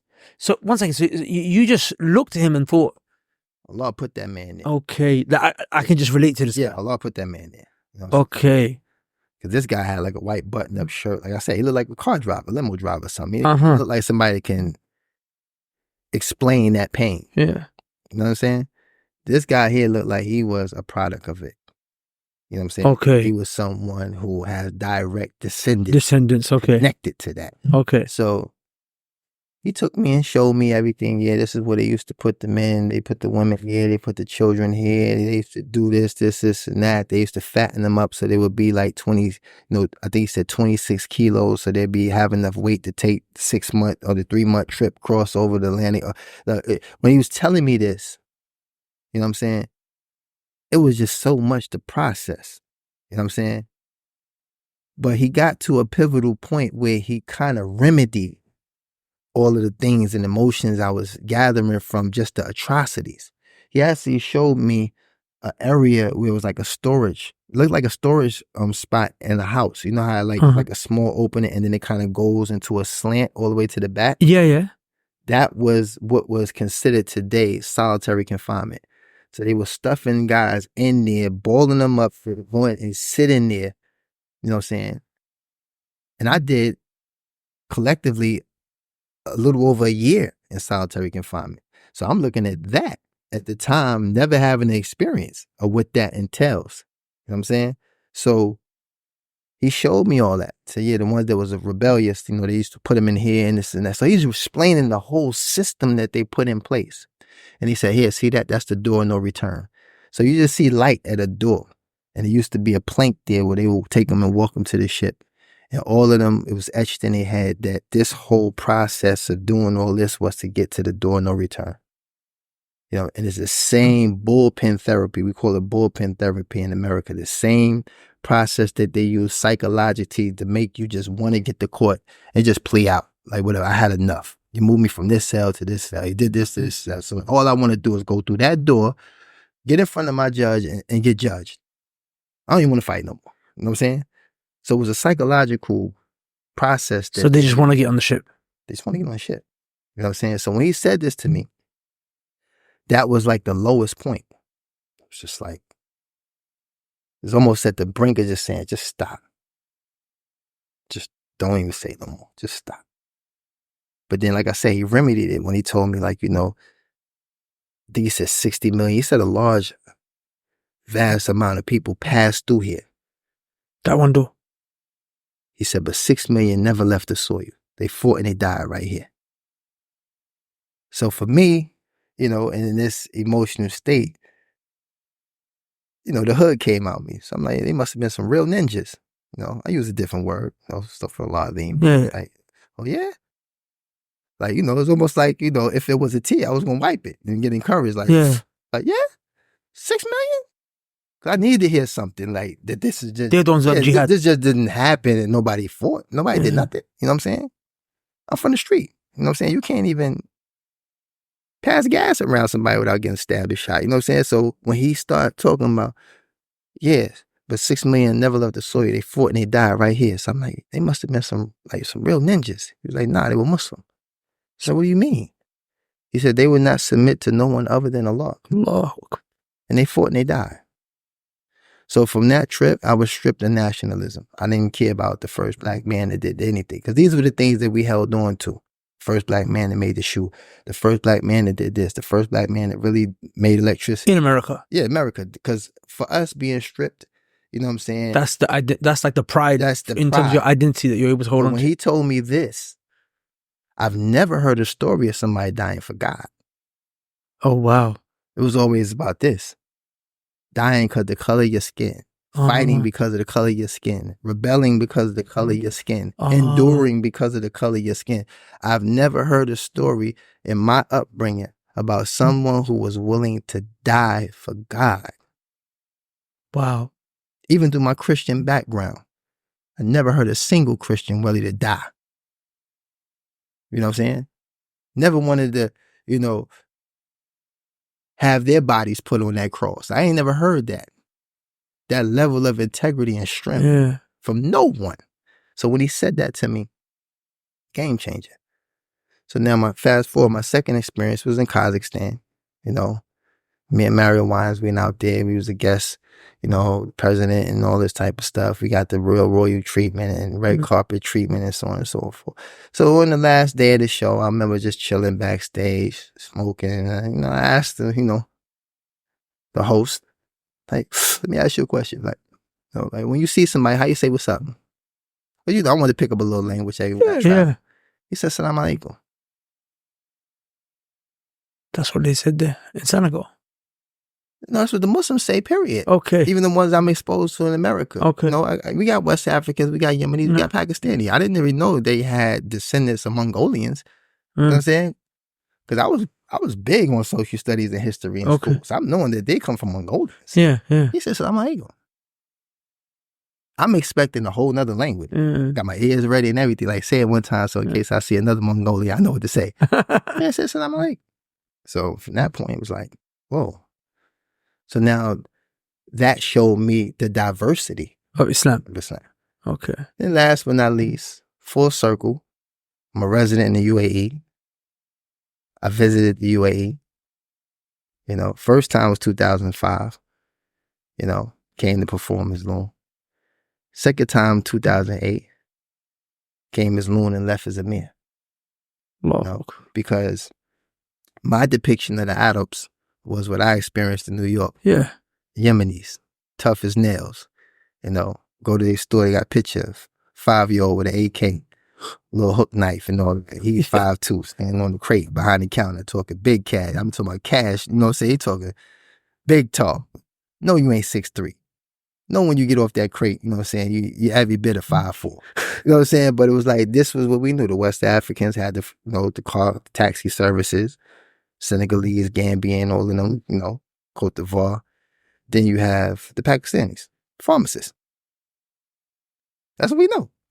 That's it. That's Harlem. That's what we know. So come. You have Pakistanis in Harlem? Yeah. Okay. Pakistanis and Indians. You know what I'm saying? It's not an abundance like you have here in other places of the world. Yeah. Actually, I think the population, the Indians and Pakistanis have increased since I was a kid. Now, Harlem, I don't know. But at the time, you know, they were in those positions that deal with the medical space, pharmaceutical space, stuff like that. So yeah, you know, that was, you know, my depiction of the Arabs was debunked when I went to the UAE. You know what I'm saying? It was like, this is unheard of. I remember the girl that was working for me at the time when she booked it. I was like, I ain't going there. Crazy. Like, what was the depiction? What you mean? Concentration camp, AK, turban shaking, like, Uh-huh.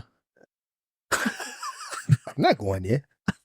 Okay, how much they paying? She like, yo, you sure? She playing with me, like, yo, I'm telling you, but they trying to pay. I said, man, look, all that money, you keep it. You go perform. I'm not going out there. You know what I'm saying? Then out of curiosity, what my security detail gonna look like? 'Cause I need to know. Like, you taking me out here, you must gonna have bulletproof Hummer or something. You know what I mean? But then she showed me a picture of Burj Arab. I don't even fit the description. You know, it don't even make this. That don't look like what I know. You know, she finally convinced me. I went out there, you know, did my little show, ran Hyatt here in Dubai, I drove to Abu Dhabi, stayed at Emirates Palace. And when we drove from Dubai to Emirates Palace, it was real early in the morning. Mm-hmm. And I remember getting there, unpacking, I seen the sun rising. And I was just face to face with it. The sun. Never paid no mind. Not my line of work. You know what I mean? Day means sleep, night means party. That's it. Simple life. You know what I'm saying? When it comes to anything of these repetitive miracles that we look at every day, for Loon, it was sleep through the day, you know, party through the night, pack up, get on the plane, do it again. Any state, any country, doesn't matter, same routine. But at that moment when I saw it, it was a game changer because something had happened in my heart that was a connection to everything that I experienced prior to that. From Senegal, from Kazakhstan, and now in that very moment, something changed. And still to this day, I never made an attempt. I never even tried to expound or express what that changing of a heart entail, because words can't explain it. I wasn't looking for this change. But when my heart changed, I went down to the lobby of the hotel. First Muslim I found. I asked him, how could I be Muslim? Just like that? Yeah. He looked at me like I was crazy. You know, no non-Muslims run down on you like that. You know what I'm saying? That must have been, you know, startling to him. Like, you know, what do you mean? I want to be Muslim. I had this like, you know, something is burning, you know? And he like, oh, I said, listen, man, I'm going to be Muslim. So, you know, he basically is like, you know, well, okay. Like, you know, like calm down, brother. You know, just do what I do. Like, repeat after me. Repeat after him. Ashhadu an la ilaha illallah, ashhadu anna Muhammadan Rasulullah. Much slower, of course, you know. And it's crazy because right after that, I called the only Muslim I really knew was a brother from Philly. You know, he used to sell guns and stuff. That's what I knew him for. You know, alhamdulillah, you know, he was on the sunnah, you know, someone ascribed to the Dawah, the Salafi. He was always tough, you know what I'm saying? And like, I call him, like, yo, salam alaikum. Like, why you salam? Who this? He was tough. He was tough as nails. It's my man. May Allah give him shafa, because he's struggling with something health-wise. I mean. But he like, you know, yo, who this? I said, yo, it's Loon. He said, you Muslim? I said, yeah. He said, how you know? What do you mean? I seen the dude told me to say, you know, this, and I said it, and alhamdulillah, he told me I'm Muslim. He like, yo, what's all that noise back there? So, you know, it was like some like, you know, festive thing going on, all that. I was like, I don't know, it's just, you know, man, some kind of party or something. Nah, it's bid'ah, get out of here. I'm looking at him like, yo, bro, listen, I don't even know what that means. I don't know what you're talking about. Yeah, I just got me a pair of Pampers. You know what I'm saying? I literally just got me a pair of Pampers, bro. And when he said it, it was just like, I didn't understand what he thought I was supposed to know or respond to that. So, you know, I'm trying to like walk it back. He's like, nah, just get out of here, because I don't, you going to, ain't no festivals, ain't no this, ain't no that. So I remember saying them like, yo, bro, everybody's smiling, man. What's wrong with you? You know what I'm saying? I got real offensive and defensive. I know what I just experienced in my heart. Yeah. You trying to tear it down right now for whatever reason. I don't even know. Man, you ain't never talked like this. We don't get down like that. You already know. You know what I'm saying? Like how I used to get down or whatever. I don't know where all this ferocity coming from, right? But he's like, yeah, all right, when you get back, you know what I'm saying? Just call me, man. Take a shot again. And hung up. What, take it again? Whoa. Shot again. I got back. Like, how do you combat that, bro? With Pampers on. You're right. Yeah, what do you do? You're right. I don't got nobody else to talk. I'm leaving here. Yeah. So I can't find the guy that I found the first time. Yeah. You know what I'm saying? Like, I'm stuck with you. You know? And I got back, made me take my shahada again. You know? Third time I took my shahadas when I went to Al-Azhar. They made me take my shahada again. So I took a shahada 3 times, huh? You know? Super Muslim. Alhamdulillah. MashaAllah. Allah, it reminds me of the ayah where Allah said, وَجَدَكَ ضَالًا فَهَدَى. And we found you misguided and we guided you. Yeah. From Allah. Yeah. And that's why, you know, I think that's what always humbles me when people look at me, look at my story. And I would never say people praise me, but I think they look at, you know, just who I was, where I came from, and just my consistent adherence to what I found. But what humbles me is knowing that the whole journey leading to that point, even if I wanted to, it wouldn't allow me to be no other way other than grateful. Keyword, grateful, humbled, you know what I'm saying? Still me, just newfound, lifestyle, newfound morals, principles, values. You understand? And every day is a work in process. Every day is a work in progress. So it's like, I don't have no space for nothing else. I got a full plate. You know what I'm saying? I have no time to look at what's on somebody else's plate, especially if it doesn't concern me.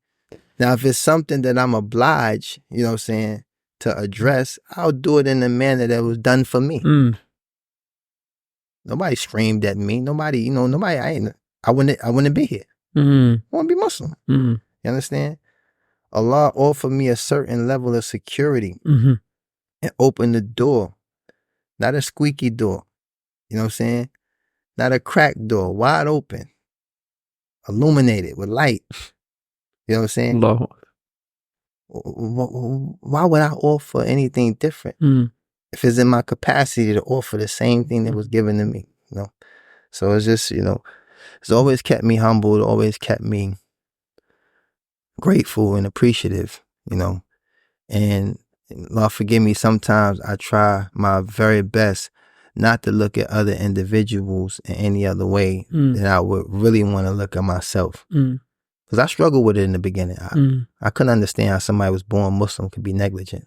I didn't get it. Lamstar. You know what I'm saying? It took some time, it took some experiences, and then it took some reflection on what I experienced by, my upbringing of other so-called or, people who ascribe themselves to faith and their behavior and things like that. Or they were supposed to be the higher echelon of that implementation. And I started to look at the Muslims different. Like, look, you know what? The society we live in is definitely, it did a number on me. You know what I'm saying? So who am I to judge others? Yeah, to judge others when they live in the same environment.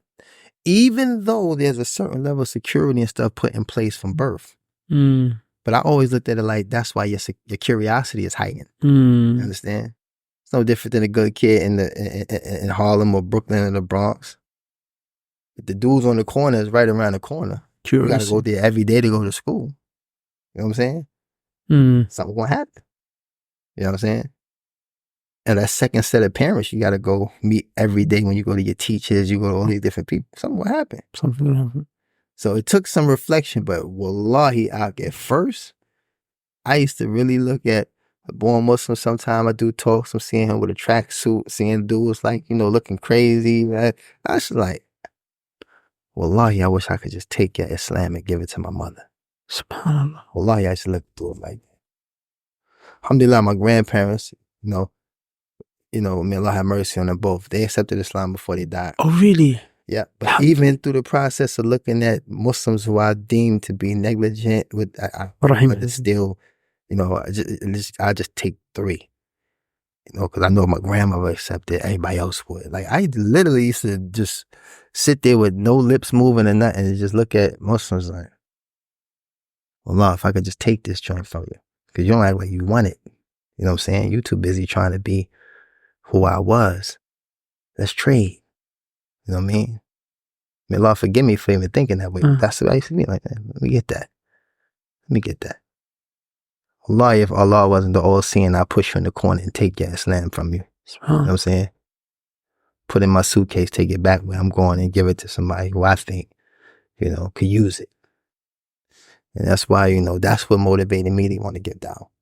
That's what motivated me to want to speak to at-risk youth and not busy myself with anything that would impede my efforts. I always stay clear of, obstacles, necessary or unnecessary, and just walk that path and try to be genuine and sincere. How was that with your wife and kids? Alhamdulillah, man. I think for my wife, her looking at me, because you gotta remember, her being through all these different transitional phases in my life, she saw that change, that it was a different change. You know what I'm saying? This wasn't like an empty promise. This wasn't something like, you know what I'm saying, that didn't have merit. This was me actually trying something else, you know?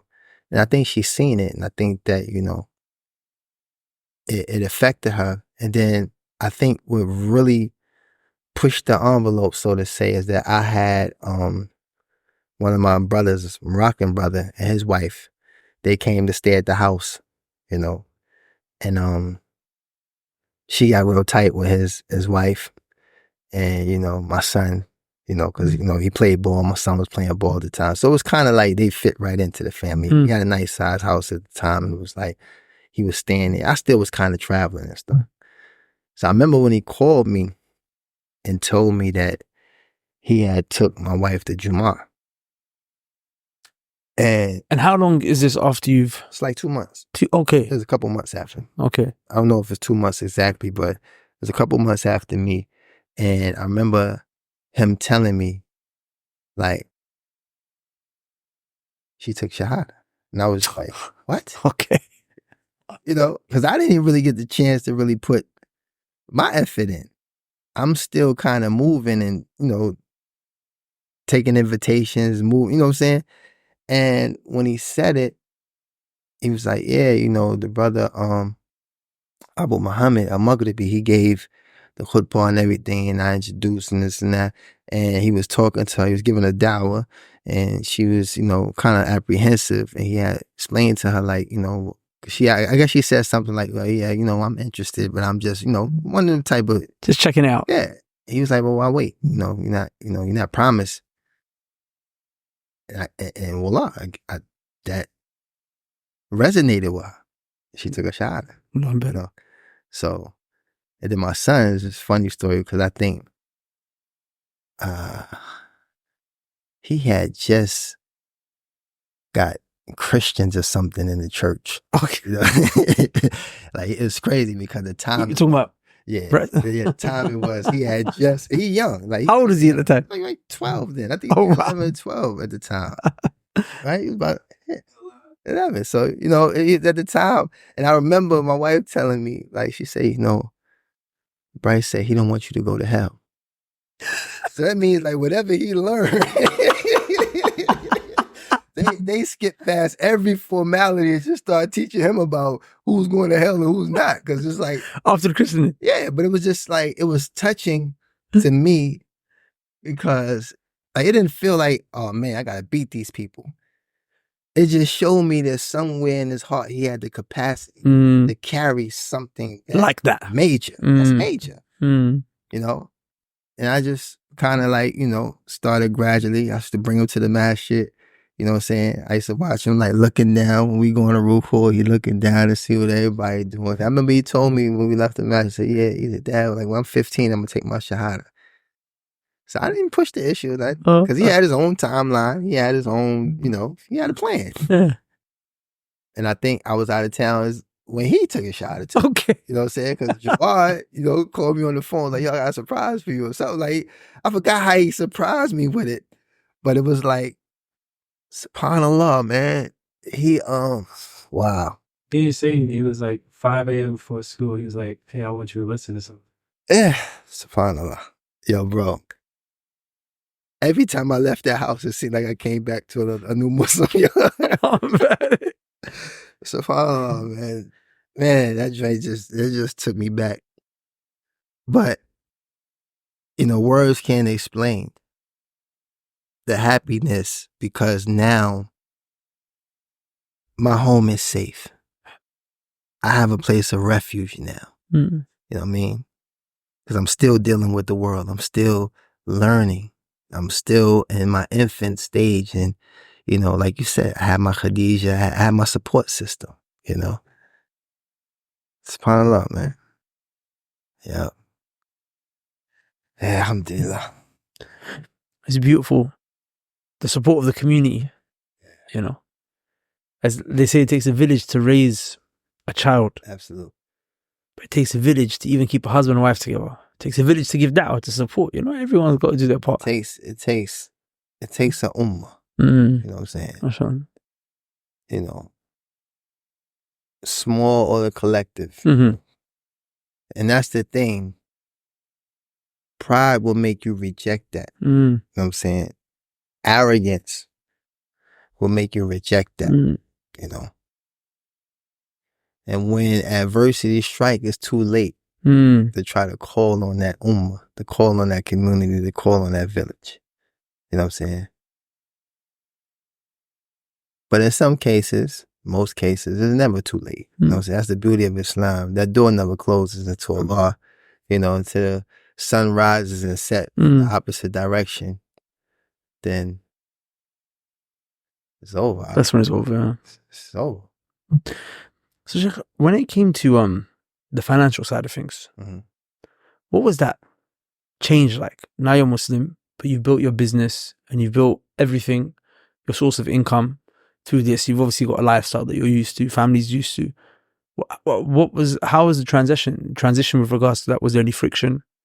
No, I wasn't no friction because, you know, I was still receiving, you know, royalties and everything from the music that I did. And, you know, alhamdulillah, you know, I sat with the people of knowledge and I got some advice. And the advice came back to, you know, long as you don't, you know, return to the sin.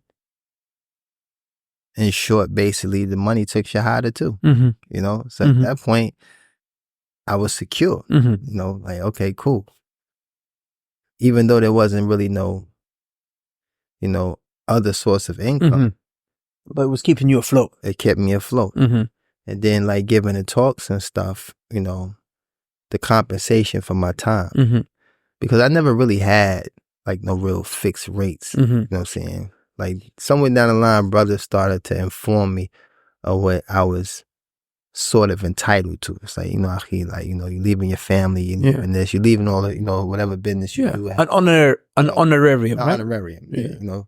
And that actually became the term later. You know, it was, you know, and because I was, you know, such an influence, a lot of people was reaching out. But the one thing I always did, I always stayed in constant communication with either scholars by way of, you know, well-known students, or in some cases, you know, depending on the spontaneity of a situation, I would just call, you know, trustworthy student of knowledge. And it was always about me seeking advice about invitations. You know what I'm saying? Because should you go here? Should you go there? You know, listen, I just got invited to such and such a place. You know this brother? Oh yeah, alhamdulillah, he's Sunni. He has some mistakes with him and this and that. And it's how he used to always come back to me. And it was always like, well, you know, the youth, you know, most likely will be your audience. Is there any way you can get like an auditorium or something neutral opposed to doing it in the masjid where, you know, and that's what I'm saying, is like, I never had pride issues with being advised. You understand? And it proved to be extremely beneficial because I always stayed in a place where I was able to offer whatever small benefit that I possessed and not cause myself any detriment or harm to myself or anybody, you know? So, you know. Do you remember when you came to Kingston University in London? Yeah. So I was supposed to be there that day, but I couldn't make it because there was no space. I was running late and I was told, bro, you're not going to get in. SubhanAllah. One of my friends started practicing. Alhamdulillah. Wow. I remember that. You know what's crazy about that?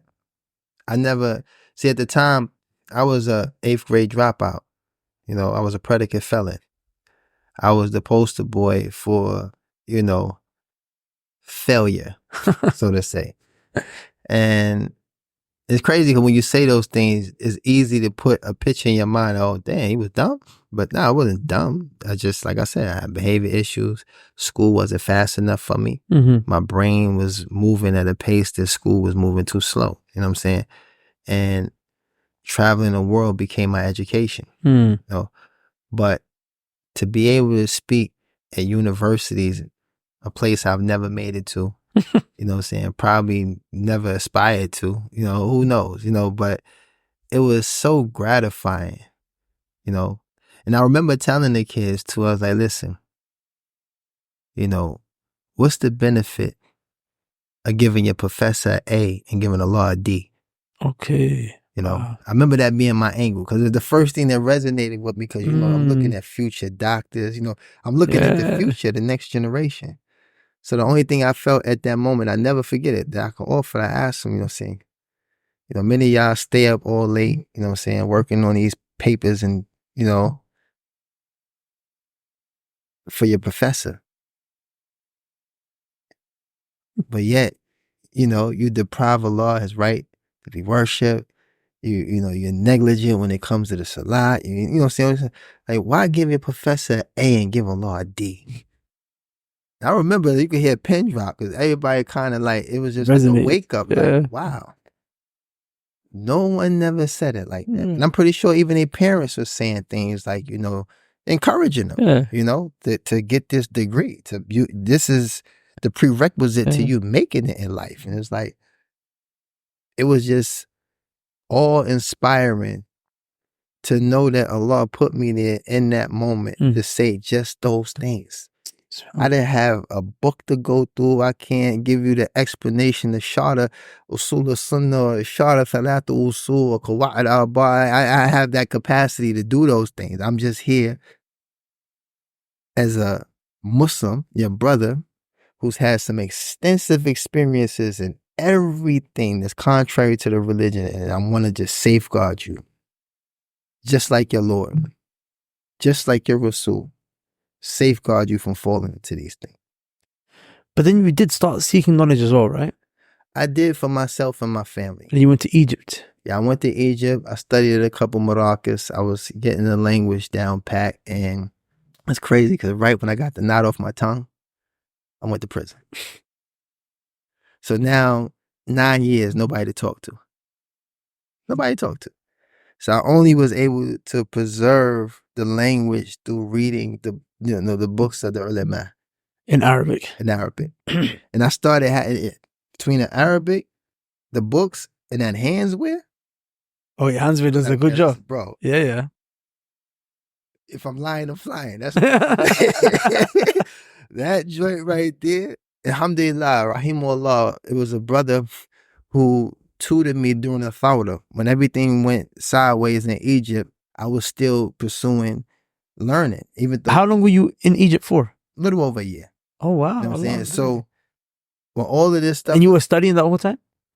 I would say 6 months. Consistently. Because things was kind of slow. It took 2 months to get in. And like, it was like, Bukara, inshallah, Bukara. Everyone who goes there spends the first like 3, 4, 5, 6, just getting used to it. Yeah. Trying to get situated. So, did you, were you living in Medina to Nasr? Or? No, I was living in Medina to Rehab. Okay. Yeah. The nice place. Yeah. The nice place. I mean, for me. You got family, you got kids. Yeah, the transition had to be. Of course. Yeah, it had to be something. Of course. I had heard stories before. Like brothers taking their family to Damaj. In the mud hut, plucking scorpions. Like, she went out of there. You know what I'm saying?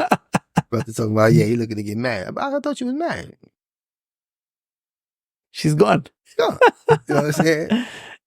You know, I wanted to study. Yeah. She just wanted to be comfortable. Yeah, of course. I couldn't offer both. Of course. So, but anyway, yeah, like I was able to preserve what I understood from the language grammatically and just comprehension from, you know, reading and studying books that were clear opposed to all the different dialects that come with, you know, Arab speakers. So I started like imagining these relationships with some of the ulama, you know. Oh, wow. So like I'm reading Sheikh Uthaymeen, rahimahullah, grammarian, always stops, digress, give you a grammar lesson. Yeah, so it's like, I got accustomed to his style. So, grabbing the book was like, I'm going to speak to Sheikh what they mean today. You know what I'm saying? Ibn Taymiyyah, I'm like, sometimes the Sheikh digress, and then it's like, in his language, his level of Arabic was, different, but still comprehensive, But, wallahi, I used to call other brothers to get clarity so I wouldn't be mistaken that, did the Sheikh mean this? Because, I feel like the hands wearing right now. So. You know what I'm saying? Hands was a dictionary. Yeah. It's a dictionary, yeah. Alhamdulillah. It's a dictionary that, alhamdulillah, by mercy of Allah, was compiled by non-Muslims. Yeah, German guy, right? Yeah, German guy. And it's like one of the most, beneficial for people that are... Beneficial. Yeah. And, then you go to more contemporary scholars, Sheikh Fawzan. Easy. It's like, Sheikh is just, it's easy. It's training wheels. You know what I'm saying? So that was how I did my time, And the difference, and I think we talked about this before, many would think, and I think I'm hard on myself when I say the time I had, I could have memorized the whole Quran. You understand? But I was being placed in real life situations in prison. You know what I'm saying? Where alhamdulillah, I was probably one of the weakest students, And, probably both Marakas, Marakas I studied at. I went to Marakas al-Fajr, and then I went to Marakas al-Ibana. Marakas al-Ibana, they specialize in Nahu, so it was kind of tough having conversations when all you learn is the grammar. A lot of students went to Al-Fajr, they was studying Arabic language, and they just talking. I used to get jealous, like, wallahi, permissible jealous. Like, everybody walking around talking, coming out of here, but Al-Ibana, it's like, we still all the way, we just getting them a stove out. Yeah. You know what I mean? And still we ain't doing too many hiwar. You know what I mean? Just sarf. And I'm like, whoa, I can't. You know what I mean? So anyway, it was like, I got pushed in this position to be in the imam. So you were the imam in jail? Yeah, I was the imam in a couple of places. One spot I was the head of security. You know what I'm saying? Muslim security. And it's crazy because the diplomacy and justice that you learn from Islam, at that particular location, it was sufficient for me to be that guy. Because the prison culture doesn't offer no justice. Muslim or not. Sometimes the Muslims abandon justice because the environment may frown upon it or may not respond to it the way they're supposed to. You know what I'm saying? So wherever I was the imam, issues would occur with some of the Muslims, and I would have to find dalil.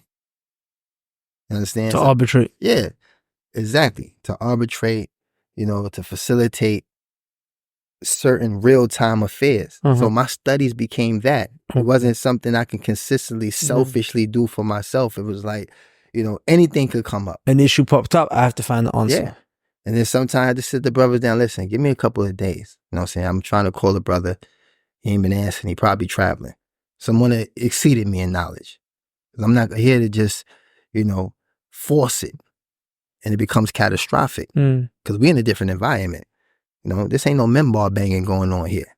You know what I'm saying? This is a whole different situation. We got knobs, sock locks, all kinds of stuff. It's very, and everybody's, walking on eggshells. Everyone's a phone call or email or letter away from just losing their stuff. You understand? Because any communication from the outside can change everything on the inside. You know what I'm saying? So whether a person got Islam or not, it doesn't change that the impact of some news that may come, a brother, a Muslim may lose his stuff. For example? For example, let's say, a brother mother's died. You understand? You only got one of those. You know what I'm saying? There's no way to even factor an alternative to that. You know what I'm saying? So now, the brother is, maybe he immerses himself in trying to get closer to the law. Or he acts out. So, now you're dealing with a very sensitive situation. You know what I'm saying? Brother is known to be a monster animal, so you're not somebody you just going to, you know, grab on his shoulder or pull. You know, you can't do it. Not at that moment. So this is where hikmah comes in, you know?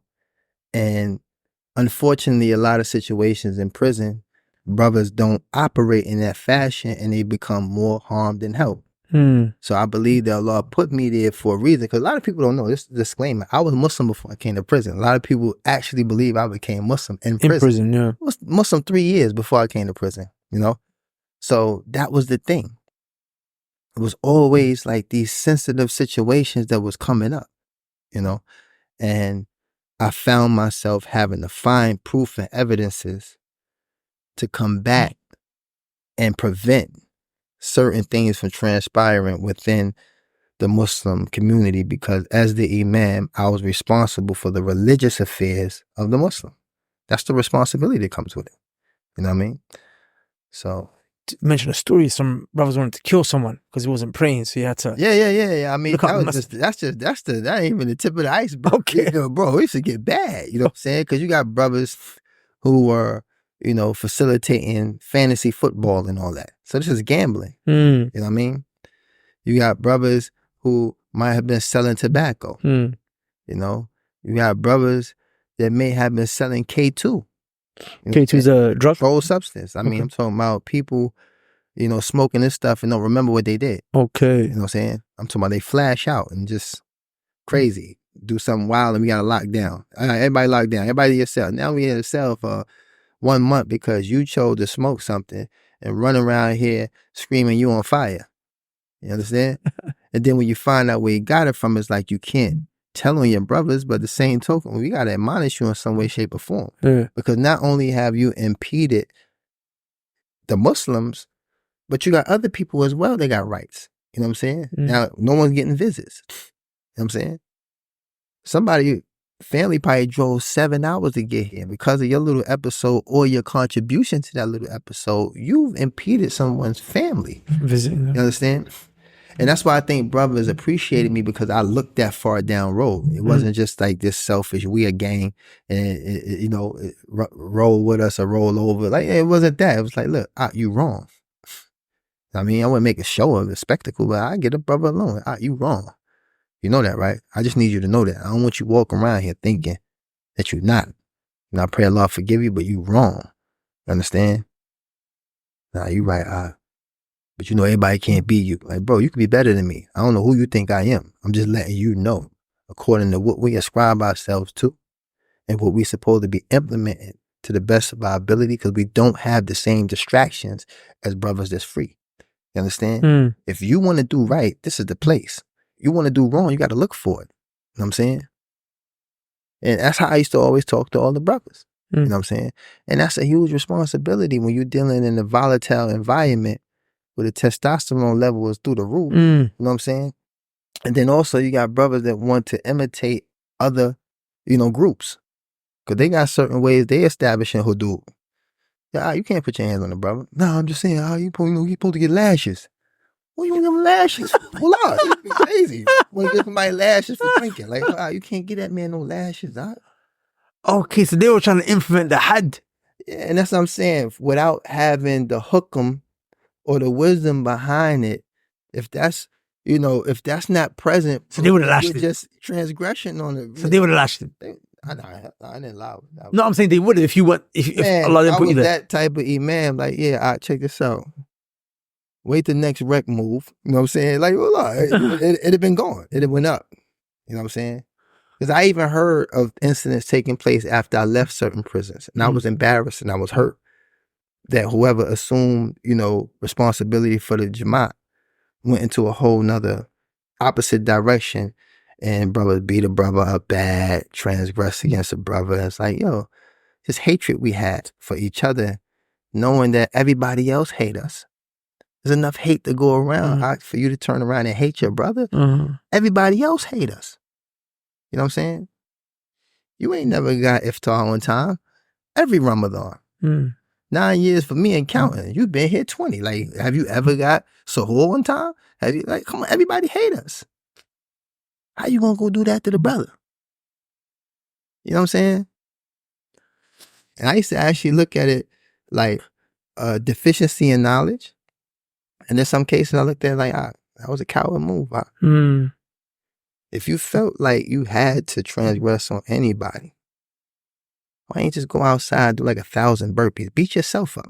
That's what I do when I go work out. I'm beating myself up. I'm exhausting myself to where the point I have to implement more thinking.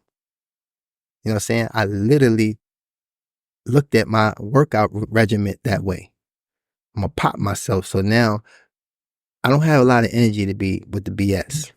So now I'm, not right now. You know what I'm saying? Not right now. You know what I'm saying? It's like a simulation of being like high, I guess. Like, not right now. Please don't blow my eyes out. I'm tired. I mean, I just did like 500, you know what I'm saying, Navy SEAL burpees. Or, bro, I'm good. You miss me with that. You said one of the most impactful books you read in prison was Ibn Taymiyyah's Siyasat al-Sharia. Siyasat al-Sharia was Islamic politics. Nah. So what was impactful about the book? It was impactful because of the situations I was dealing with. You know what I'm saying? So, you know, as far as one source, opposed to having to go through Quran, Tafsir, find a hadith, you know, to get to the same point, the Sheikh brought a lot of those proofs together to establish certain positions or certain, you know, saying things that were required to deal with certain matters within, you know, and just the whole infrastructure of building a community, you know. So I think I mentioned it to you before, how the prison system was kind of set up for Muslims. Like, say we have 3 different dorms, we had a wakil in each block that was responsible for establishing the prayer and making sure that the Muslims, you know what I'm saying, you know, stay on their best behavior. We had an Amir, who was the Amir over the whole, you know what I'm saying, Jamaat. Amir meaning leader. Leader, meaning he dealt with the administration.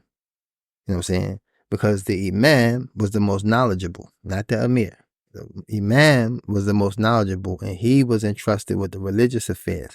So we have to protect and preserve him. He's literally the Quran. Like, most times the imam is either someone who's a hafiz in Quran or has extensive knowledge in Quran and hadith and so on and so forth. So of course the people depict him as, all right, cool, you're going to make sure you deal with the religious affairs. The Amir, you go deal with the police and all that stuff. We got to protect him. He's our Quran. You know what I mean? And then you had Baytul Mal, you know, so you had treasurers, you know what I'm saying? And we would all go shopping and everybody would buy. So you literally, basically what Ibn Taymiyyah is teaching about, you're doing on a global level, you implement it in the prison. Implement. You know what I'm saying? And a lot of this stuff was already in place. You know what I'm saying? But for me, this is my first experience. I can't go off of what was in place. I needed to have legislated proof to support that whatever y'all got right, and whatever ain't right, we gonna fix. You know what I'm saying? But it is some structure here, but we're gonna make sure that it's a praiseworthy structure just to keep us all honest. So that's why that book became very impactful for me. You know what I'm saying? So alhamdulillah, you know. MashaAllah. Yeah. So Sheikh, if we just rewind a bit, how did the whole prison thing happen? You're in Egypt. Yeah. And, you know, you've left this life behind. Now you're in prison doing 9 years. It was supposed to be longer than that. Yeah, it was. I got sentenced to 14 years. But what happened was, it was something that took place before I became Muslim. You know what I'm saying? It was all stemmed from a mere introduction. You know what I'm saying? Hey, Imran, how you doing? This is Abu Bakr, that's Imran. Y'all cool? Y'all got each other number? Y'all straight? All right, cool. I'm out the way. But now whatever transpired between y'all go into some ongoing, you know, conspiracy of dealing with whatever the case may be. But you were not involved in that. I was not involved. You just connected to. Yeah. But because of my prior criminal history, you know what I'm saying? They wanted you. I mean, it just looks like this is a career choice for me. But if I got a drug charge in 93, a drug charge in 2006, now I'm being charged with a drug conspiracy in 2008, which was my indictment. But then I got indicted in 2011. You know what I'm saying? So now you look at the window from when they accused me, and then this whole time lapse between when y'all decide to indict me. So that means I wasn't even a part of the conspiracy from the beginning. That means that whoever was in that conspiracy felt the need to just reach out and just grab Amir. You know what I'm saying? Implement him as being a part of it. Fast forward. As in, they waited 5 years before they charged you? Well, the statutory is 5 years. Uh-huh. You know what I'm saying? So my indictment read somewhere in around about 2006 to September such and such 2008. Somewhere in around about. That's strange. You know. They put a guy away for 9 years because of that. Look at my passport. I was somewhere in around about Europe or somewhere around about Africa. Like, you know what I'm saying? But I'm gonna get into all that, all those distinctive details, you know, in my documentary, my book, because it's like is ajib. Y'all need to see how powerful, in a sense, governments can be when they're utilizing, you know what I'm saying, certain, you know, law enforcement agencies, you know, confidential informants, all kinds of things. And they can frame up anything in front of a jury, a quote unquote jury of your peers. I don't know anybody in that jury. How they my peers? You know what I'm saying? Or who are they to be able to determine whether or not, you know what I'm saying, I should be indicted for this? But it's all on paper. Like I said, prior convictions, this here also drug related. Oh yeah, he's a drug. You know what I'm saying? But because of the law, I mean, I believe that it all happened for a reason. The law was preserving me for something to actually be here now. You know, doing the things that I'm doing now. Being able to bring my family, you know, and migrate to a Muslim country, to a place where Islam is not strange. You know what I'm saying? Well, there's so many benefits. You know, no tax, no crime, no inflation. It's like, you know, there's a lot of justice here, you know, so alhamdulillah. But yeah, you know, once I got indicted, the funny thing about it, I was traveling to numerous countries and I never got flagged. And I never knew anybody was looking for me. You know, I had a tax issue I was dealing with, and I used to call my tax attorney every time I got on the plane, like, yo, I'm going to Australia. You sure I'm good? Because, you know, they had the Thawda in Egypt. And, you know, most countries were offering their Thawda would be what they call the Arab Spring. Yeah. So even though it wasn't a spring, it was a disaster. We can get into that some other time. But the fact that every country was flying their nationals out of the country, America offered to fly me to Athens or Istanbul, and you got to get home from there. I'm like, oh, that's not even an escape plan. Like, I mean, how come British Airways just flew everybody from Egypt to Britain? The Kuwaitis came first, flew their people. Everybody that was there, their country flew them from point A back to home. It was like, we'll get you out of there, but you got to fend for yourself once you get to Athens or Istanbul, you know? So I was like, wow, this is crazy. I'm going to just chill. It really ain't that serious. I mean, it's serious, don't get me wrong. But it wasn't affecting you where you were? No, it affected the whole country. But the thing is, you know, the way it was documented and propagated, because my family was calling me. You know, I'll give you a prime example. New Year's Eve in New York City, they show you 17 different angles of Times Square. Through those 17 different angles, you think everybody in New York is right there. Right? The rest of the 5 boroughs must be empty. Everyone's right here. So it's the same thing with Tahrir Square. Yeah. It looked like everybody, Egypt was empty. Yeah. Everybody was right there. But people were still living. People still living. You know what I'm saying? Shops, everything was still open. Everybody, you know, still functioning. And that's one of the beautiful things that I like to point out to not just the Muslims, to the non-Muslims as well. You had a country with over 100 million people functioning without a government for a whole year. Oh, wow. Yeah. Now, I was in New York when they had a blackout that lasted a couple hours. And they had more rapes, robberies, killings, break-ins, burglary, all that. In a couple of hours, the lights went out. Oh, wow. But if you look at Egypt, at that time, a whole year with no functioning government, didn't have the amount of crimes that took place in New York in a couple of hours. Crazy. So that tells you that the Sharia resides in the hearts of the people. You know what I'm saying? Because you have some that make a whole mess about where the Sharia is being implemented from a government standpoint. May Allah make us better. Ameen. But if it resides in the hearts of the people, then you're seeing it happen. You don't have to lean on who's at the head or who's responsible for calling to or implementing it, whatever the case may be. I experienced myself a whole country full of 100 and something million Egyptians function without a government, akhi. For a year. For a year. Crazy. You know what I'm saying? Yeah, that's actually mad. Subhanallah. And they keep making all these distinctions about what the Muslims are and who the Muslims are. Like, God, tripping. New York couldn't even handle a couple hours. You know what I'm saying? Without somebody crib getting broken in. Could you imagine it's pitch black, dark, a girl's already like, the lights just went out. She's already outside. Like, which way do I go? And she gets snatched and sexually assaulted. Like, come on, man. I understand. Yeah, so, you know. I understand. Alhamdulillah. So, Sheikh, you come out of prison now, alhamdulillah. It's a fresh start. It was already a fresh start when you took a shahada. But in terms of life now, how was it like transitioning back after being away for almost a decade? I mean, I had my family the whole way. I had all these worldly experiences, you know. So, and I always tell people this as a reminder to the Muslims that as a Muslim, we don't live in our head. You know, we live in our hearts. So if you live in your heart, that's a safe place. You'll be able to navigate through anything that Allah allows to reach you from good or bad. Because the heart, it has its own filter. You understand? Two things that conflict can't reside in the heart at the same time, right? You can't have Tawheed and Shirk in your heart at the same time. If Tawheed resides in your heart, it's going to reject Shirk. You know what I'm saying?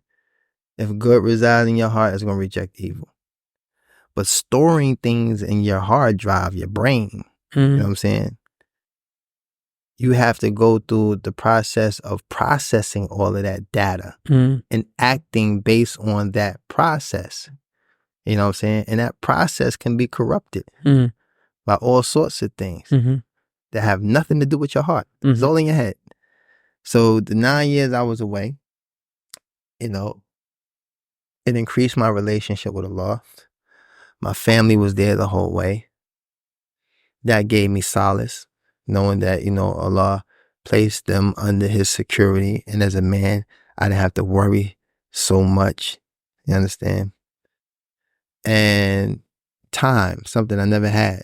I've been running around since 85, since I was a kid, nonstop. Never did any prison time, none of that, until I got 36 years old the first time I went to prison. So I was fortunate to have all these life experiences uninterrupted. So the first time I get interrupted is for 9 years, you know. So all of these things collective, and to come home.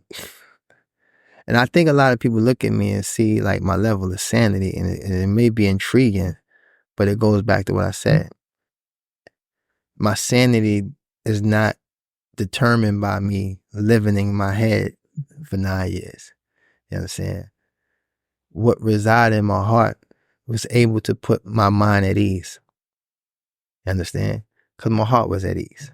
Because of Iman. Because of Iman. Because of Tawheed. Yeah.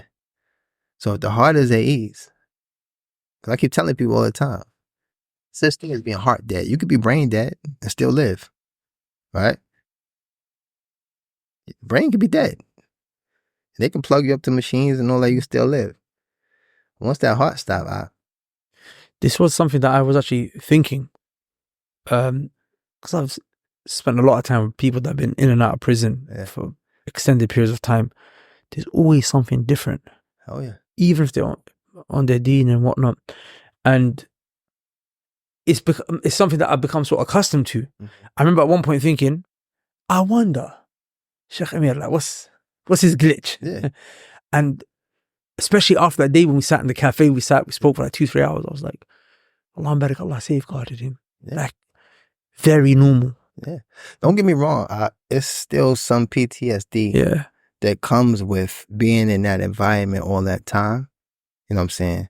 Because I'll give you an example.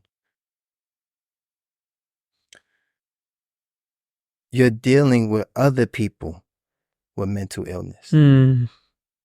And you have to learn to think for other people. So that's where the strenuousness comes with the mind. It's like, if I don't think for you, you're going to crash me. You know what I'm saying? If I allow this minuscule thought process of yours hinder me from all this stuff I got going on in my life, you understand? I'm going to have to explain to my family, you know what I'm saying, why I had to do something to you, you know what I'm saying, and stay longer. Because you got mental illness. You off. You know what I'm saying? They get a phone call, bang the phone. Ah! Now you're walking around, staring at people like, look, I'm just going to go on myself. That's thinking for you. Like, I'm just going to get out your way. And wallahi, in like minutes, it go up. You just hear it, just going crazy. You know what I'm saying? It's like, well, because he wants to fight. Because he's lost. Okay. You know, whatever impacted his brain, it ain't got nothing to do with his heart. You feeling some kind of way, but in your mind, you think the way to deal with that pain is to go inflict pain on somebody else. So then what would be the interaction when you come out? Like, obviously you'd see him. Would you have just calmed down? No, it's not nothing directly involving me. It's just a matter of getting out the way. In the moment. Yeah, because I got to get out the way. Because in the moment is where things just happen. Thinking. Yeah. He's not thinking. So I have to think for him. You know what I'm saying? To safeguard myself. Because if I arrogant be like, I don't care what happened to him, I'm going to watch the show. You know what I'm saying? And now it's like, it's a possibility. I could be the recipient of his pain. It's a possibility. Because either way, I'm going to be a recipient of it. Because if he flash out, I got to go lock back. Now I can't call my family. I can't send emails. So that's how I was. My son will tell you, I was always on lockdown. We was always on lockdown. It always goes up. Something happens. They lock us down. You know what I'm saying? So another thing, you might have somebody who, you know, might be talking a little too aggressive. You know what I'm saying? You could feed into that. Your situation is, you know what I'm saying? And it ain't that they trying to talk aggressive to you. They just feel like they got to talk like that because the environment. You know how it is. I got to always sound tough. Like, come on, bro. Listen. I don't know what you got going on. I don't know what you're going through. You know what I'm saying? I pray Allah guide you, rectify your affairs, man. You know what I'm saying? You should, you know, take it easy, man. Why don't you go out and spin a track or something, you know? So you offer a solution, you know what I mean? But the whole process of having to think for somebody else became such a wear on the brain.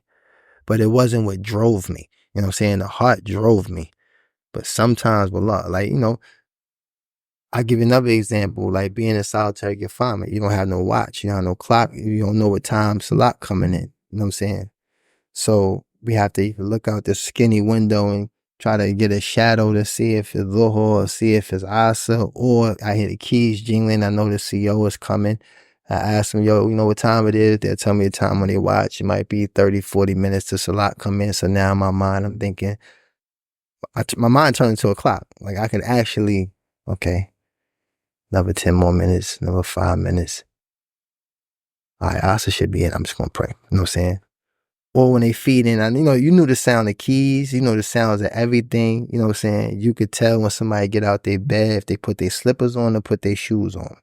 If you put your shoes on, tie your laces tight, that means it's about to go down. So that, you know what I'm saying? So all of your senses become familiar with your environment. And that's where the stress comes on the brain. But in my heart, I'm not invested in none of this. You know what I'm saying? I'm just pushing through. You know what I'm saying? And at any time, any of these senses, you know what I'm saying, call for me to have to respond, and I've exhausted every other opportunity to avoid it, you know, then at that point, I have to become a product of my environment. And this happened, you know? It's happened. Yeah. Very hard for a person to say they spent that much time in prison and didn't have a fight or didn't have an altercation. It's almost impossible. I mean, some people might be out there can say that, but I'm not one of them, you know? So that's where the mental anguish comes in, because now, you know, that those things transpire. Now you're on eggshells. Now you got to kind of wait, see if it's going to be some kind of retaliation or they come to talk. It's going to be some politics involved. Yo, I can understand what you did. You know what I'm saying? You ain't wrong for that. But your brother, he around here talking about where he going. Now, I'll talk to the brother. Don't worry about it. If you say that's where it stopped, that's where it stopped, I'll make sure the brother understand that's where it's at. You know what I mean? It'd be politics. But, you know, there's a lot. There's a lot, you know. And I never really talk about this stuff, but, you know, the reason why I feel compelled now, because like I told you before, a lot of the youth, they're not getting these details. You know, they got some brothers screaming and hollering and turning at the top of their lungs and all of that. It's like, that's cool.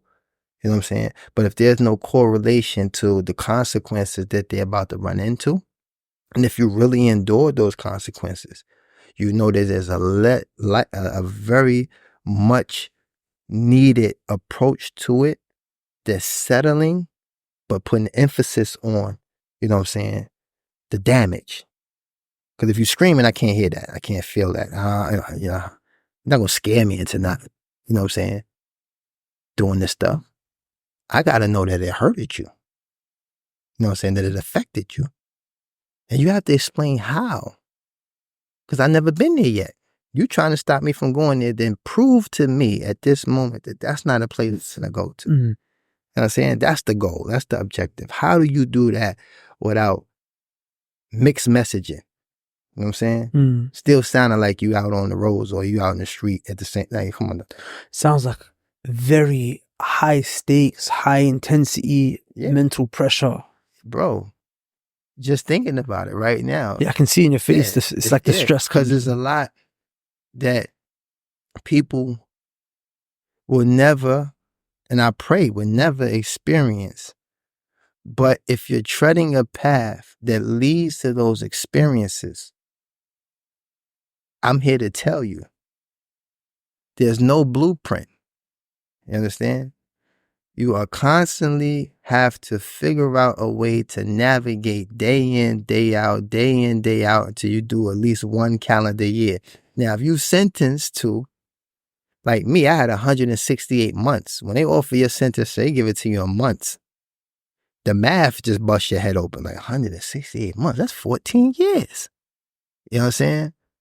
By Allah's mercy, you know, sentencing commission passed something that dropped my sentence to 11. Then I got out on immediate release at 9. You know what I'm saying? And this is all from Allah. It was nothing that I was able to do to change the outcome of my situation. You know?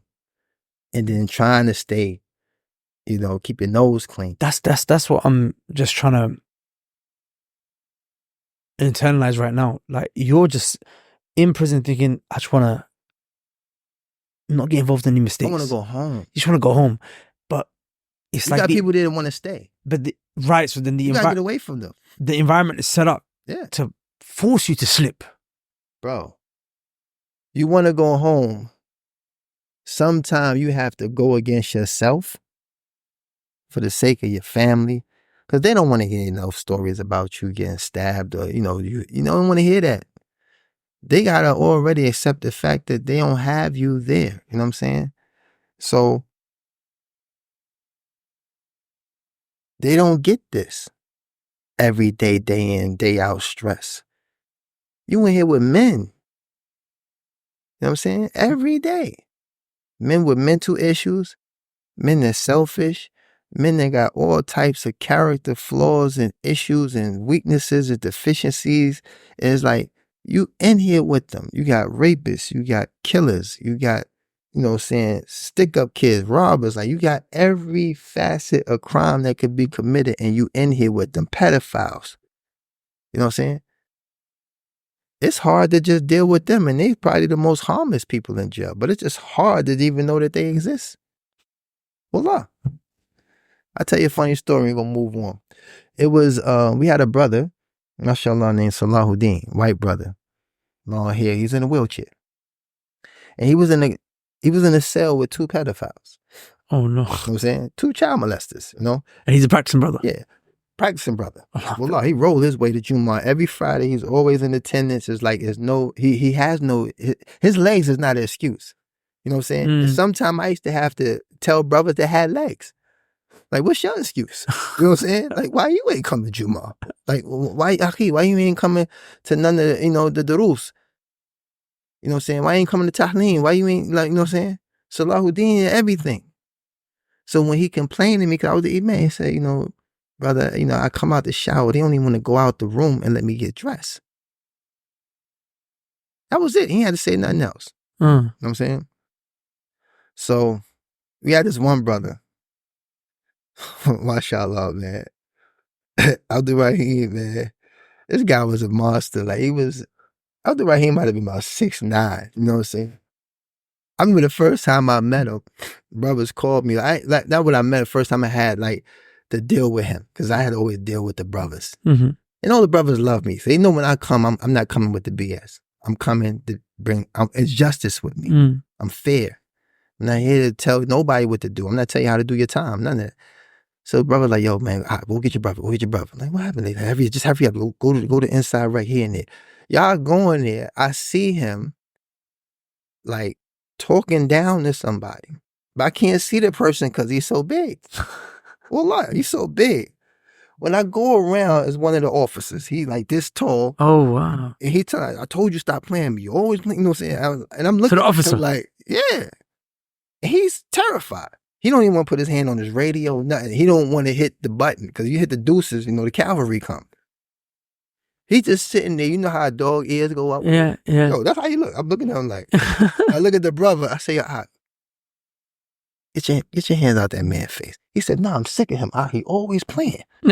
He looking at me. He still got his fingers on his feeling. I'm sick of him, He always playing. Like, I tell him, like, I ain't like none of these dudes. Because he do play too much.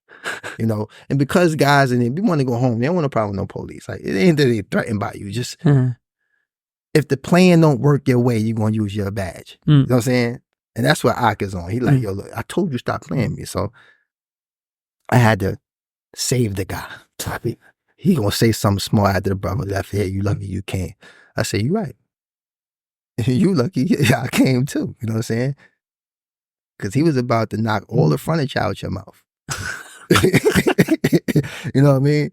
So when the situation happened with Salahuddin, I told this one brother, Hanif, I said, look, Salahuddin is in your, he's in your block. Just go in there, because I can't, you be out of bounds if I go in somebody else's dorms. So I only meet the brothers outside and tell them what they need to do inside their dorms. Yeah, just go over there, talk to his cellies, man. Just tell him, listen, the brother just wants the respect of y'all leaving when he come out the shower so he can get himself together and he'll roll out. You know what I mean? For Salahuddin, like, they in here playing Dungeons and Dragons. That game was known for all pedophiles. Anybody who's playing Dungeons and Dragons was labeled a pedophile. So they in there playing Dungeons and Dragons. He's rolling in like, you know what I'm saying, towel, and like, he want to get dressed. You know what I mean? I will still play Dungeons and Dragons. I'm trying to get dressed. So I told Hanif to do it because he know how to talk. Okay. I don't know how I got to Abdul Rahim. Okay. So we standing outside. Dude come out the block, right? And Abdul Rahim, because he must have went in there, terrified him and came out. He probably after that told the counselor. But we already outside. We already chilling like this is where we've been the whole time. So when the dude came out, I remember Abdul Rahim, he just said, and him, I told him, he just went into one of them, and you, if I ever have to, he just chastised him while he was walking, you know what I'm saying? But when he did it, he just scared him. He ain't say nothing. He didn't ask him a question. It's just something he said. I don't remember the exact words, but it put him in such fear. Did they run out? Yeah, he told me, say, you chomo. That's what he called him. You're a chomo, child molester. You're a chomo. And this chomo right here, da-da-da. So he said, I didn't touch nobody else's kids. So we sitting there like, A'udhu billah. Touch his own kids. But do you understand what fear drove him to say? This man 6'9", he's 300, easy. Smack you, all the vitamins out your body, just go. But called him a chomo, but I didn't touch anybody else's kids. And it was like with such conviction. It was like it was all right to say that. We all sitting there like. And then the counselor came out. told Abdul Rahim, said, look, I don't care about none of that stuff. You like, I don't, none of that. Name. Come back in my dorm, because Abdul Rahim is across the hall. I guess Hanif ain't do it. And he felt my conviction about it. Like, this got to happen for him. You got to help the brother. You got to, you know what I'm saying? I guess Hanif ain't moving. He felt compelled, but he's the last person I would have ever sent to do that. But when he did it, he struck such fear in this man that this man openly professed that I didn't touch anybody else's kids. Clearly, you saying you're here for touching your own kids. And they give y'all such small sentences for this stuff. You got guys in here, non-violent offenders, probably got caught with whatever amount of drugs, got 20 years, leadership roles, kingpin charges, and they never even owned $20,000. And it's like you hike up all it, but you about to get out here in 24 months for permanently devastating your own children. You understand? Like, I got horror stories for days, months, and years, but it's like, that's the mental anguish. I wanted to ask a question. I actually always was curious about this. So, like, from a man's perspective, how does a man cope without being able to, like, from like an intimacy perspective, being away for so long, like, and the rest of the people, like, what's their coping mechanism? I can't really speak for the rest of the people. I know it's present, and with the rest of the people, you know, call themselves utilizing to get by. But for me, is it still like what? Oh yeah, it's just the same horrible, you know, distasteful stuff that goes on, you know. And for me, I think it just added a whole nother connection to Allah. Not only to Allah, but to my family. You know what I'm saying? Because now the only access we have is communication. You know what I'm saying? And just having that is soothing. SubhanAllah. You don't need the physical interaction. Of course you desire it. You know what I'm saying? But we're realists. We know there's no means, there's no way. So it's like you just got to scratch that and fall in love with something else. It's just like when the Prophet ﷺ mentioned, if you find something you dislike with your wife, right? There's something better. There's something better. Now, I have nothing I dislike other than my circumstances. You know what I'm saying? But now I've learned to entertain something that I like because it's the only thing I have access to. And that's where our communication and stuff got stronger. You know what I'm saying? And that's where our relationship, you know what I'm saying, became stronger, you know? You know, just speaking with you about prison, I can see there's so many lessons. And it was just very articulate the way you put it when we spoke the other day. You said you wanted to go to study in Egypt. Yeah. There's Jamiat al-Azhar, the University of Azhar, and all these things, but Allah wanted to send you to the University of Yusuf. Yeah, Jamiat to Yusuf. I call it that. And the reason why is because it really is. I would never encourage nobody, you know, to do something stupid and go to Jamiat to Yusuf. That's a Jamiat that Allah chooses for you. You can go to Medina University. You can go to Qura, Mohammed bin Saud, King Saud, Al-Azhar, whatever. You could take yourself willingly, right? And go to all these other universities. Only thing stopping you is you. But Jamiat to Yusuf, same reason why he sent Yusuf alayhi salam. Yusuf alayhi salam didn't commit a crime. He didn't do anything displeasing to Allah. But the benefit that came from it is that beautiful ending that we hear every time we read Surah Yusuf. You know what I'm saying? So I call it that because I know from the moment that I got arrested, Allah was sending me somewhere that was going to be for my betterment. You know? And gradually getting to a point where I got settled and was able to process that benefit. That was the entry into Jamiat to Yusuf. Right? And also, you know, it's just gratitude. You know, sometimes, like I said, you know, we face hardships and we're not patient enough to see the wisdom behind why you're getting placed through this, we immediately respond. And it was something, you know, many of the ulama and their agreements, they said that patience is from two parts. You know what I'm saying? It's from, he said, you could be patient by choice or by circumstance. Right? So the moment you face adversity, you can choose at that very moment to just be patient. Circumstantially, you have no choice. You have no choice. You can kick, scream, kick the door, do whatever you want to do. You have to be patient. The situation is going nowhere. So at some point, you have to succumb to the fact that patience is the only thing on the table. You go through your Rolodex from A to Z, call everybody, every lawyer, everybody you know. Can't do anything. Can't do nothing. So at that point, you know, Sabr, you know.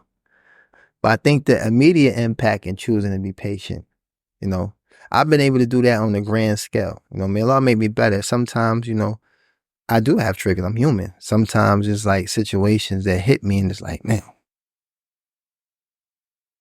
I'm still dealing with, you know, some unresolved, you know, triggers and issues that come from my experience. But that's something that I constantly deal with Allah and ask Allah to make me better, you know, because we're human beings, okay? You know what I'm saying? And I've been, by Allah's permission, if I say so myself, you know, doing a pretty good job of just removing myself from environments that produce triggers, removing myself from people that produce triggers. So a lot of times when people ask me about my previous peers, you know what I'm saying? I speak to a lot of people from the music business. I speak to a lot of people in sports and entertainment, all of that, because they're people, you know, and those are opportunities, you know what I'm saying?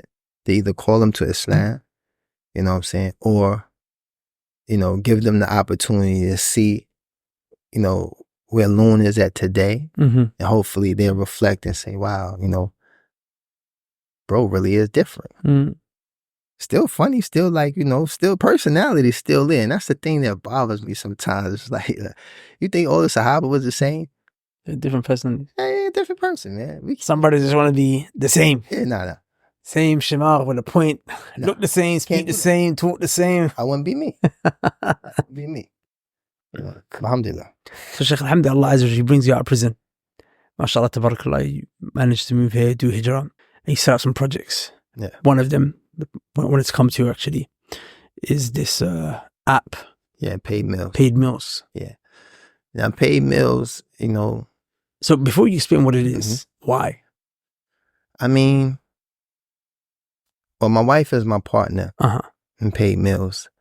And it was something that she came up with maybe 7 years ago. Okay. Before we met. And I remember when she introduced me to what she was building, and she invited me to be in a mapping session with the dev team. Okay. So I was anonymous, you know. I think she was just using wisdom, like, you know, because you get it. Like after she explained to me, like, yo, you probably like the only person that really get it. Like I've been trying to get people to understand. And in my mind, I'm like, yeah, it's going to be difficult for you. One, you're a woman. You know what I'm saying? I'm not saying that to be demeaning. I'm just saying that when you in an industry that's dominated by men who think they're the smartest people on the planet. No, they think they're the smartest people on the planet. I mean, tech guys actually are problem solvers. You know what I'm saying? And that's why I respect the tech space, because they may not be solving problems in accordance to what's legislated for us as Muslims, but they are utilizing technology as a tool to solve problems. So that makes them smart. Smart, yeah, absolutely. Now, when you look at a woman who possesses the same thing, that's intimidating for a smart guy. Yeah. You know? So I'm just sponging all of this up while I'm in this session. And it just clicked. I say, you know what? Just fire all of them. Oh, really? I'm going to find you another team. She's like, yo, you sure? I'm like, I said, I want this to work for you. As in they were being demeaning? Undermining? They were undermining her. They were not respecting her position. They were not respecting the money she was spending. They were not respecting a Muslim. And astaghfirullah, they were Muslim. You know what I'm saying? So to me, I just felt like this was just going to be, you're going to go broke messing with these guys. You know what I'm saying?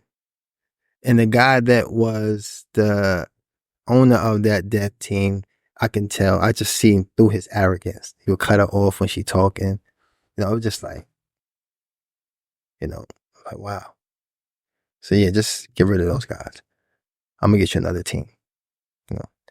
So, you know, that's when I came on board as a partner, which, you know, evolved into a beautiful relationship, beautiful children, so on and so forth. But the thing was that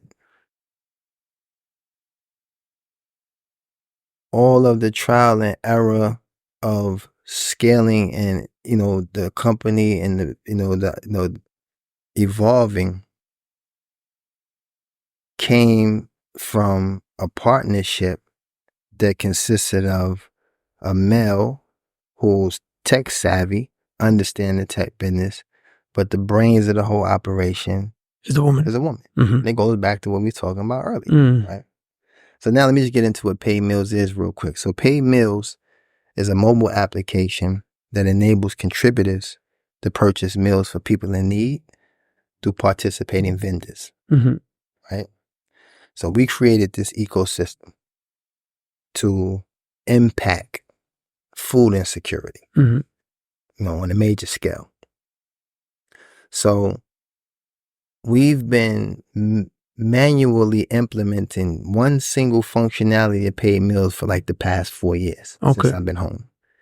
We've been through a lot of trial and error dealing with, you know, dev teams here and there, and never really got an opportunity, you know, to fully flourish the app. So now, alhamdulillah, we have, you know, a partnership in place with an amazing, you know what I'm saying, software development company that specializes in AI and all of the tech requirements that's needed for us to finally build this amazing app. And as you ask, the motivation behind it is, one is sadaqah jariyah. And then it goes back to the statement that I mentioned, that Allah mentioned in the Quran, that you are the best of the people ever raised from mankind. You know what I'm saying? Because you're enjoying that which is good, and you forbid that's which is evil, and you believe in Allah. So in a nutshell, it says that we are the best of the people for the people. You know what I'm saying? So we just want to be able to put forth something that resonates with that statement of Allah subhanahu wa ta'ala.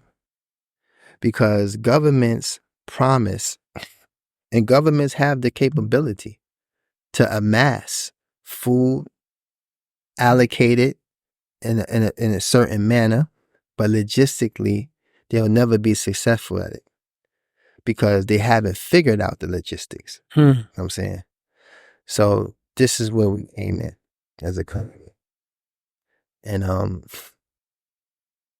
definitely anyone that's, you know, listening and watching, you know, we are still, you know, looking for the support of people who share our initiative and our agenda to continuously, you know, aid and assist those who can't assist themselves in this space of food insecurity.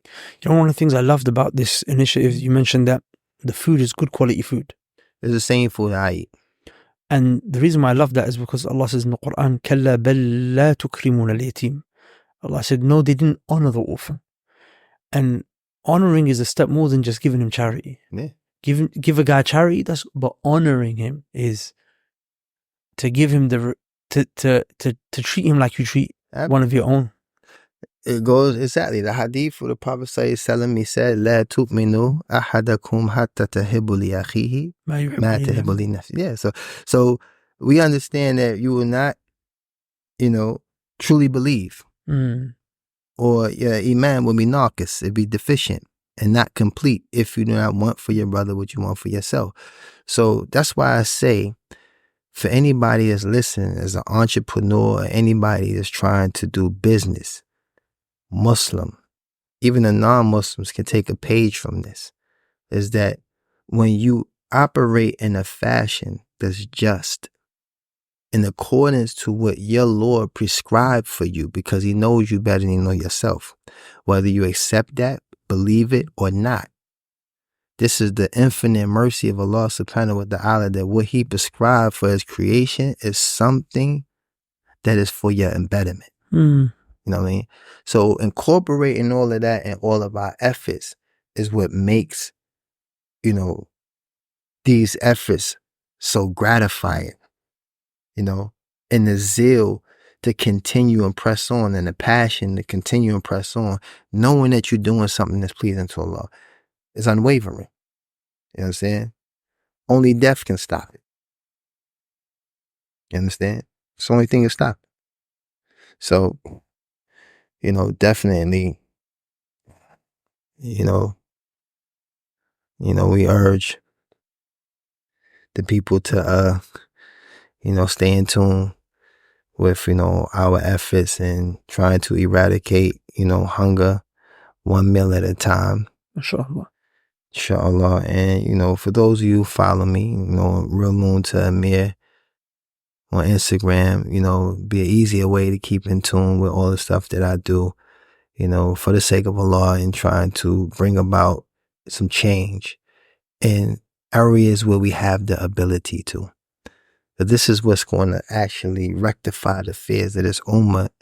And this is one of the things that I benefited from Siyasat to Sharia, is that the Sheikh starts off at some point in the book when he says every man is a shepherd, and every shepherd is responsible for his flock.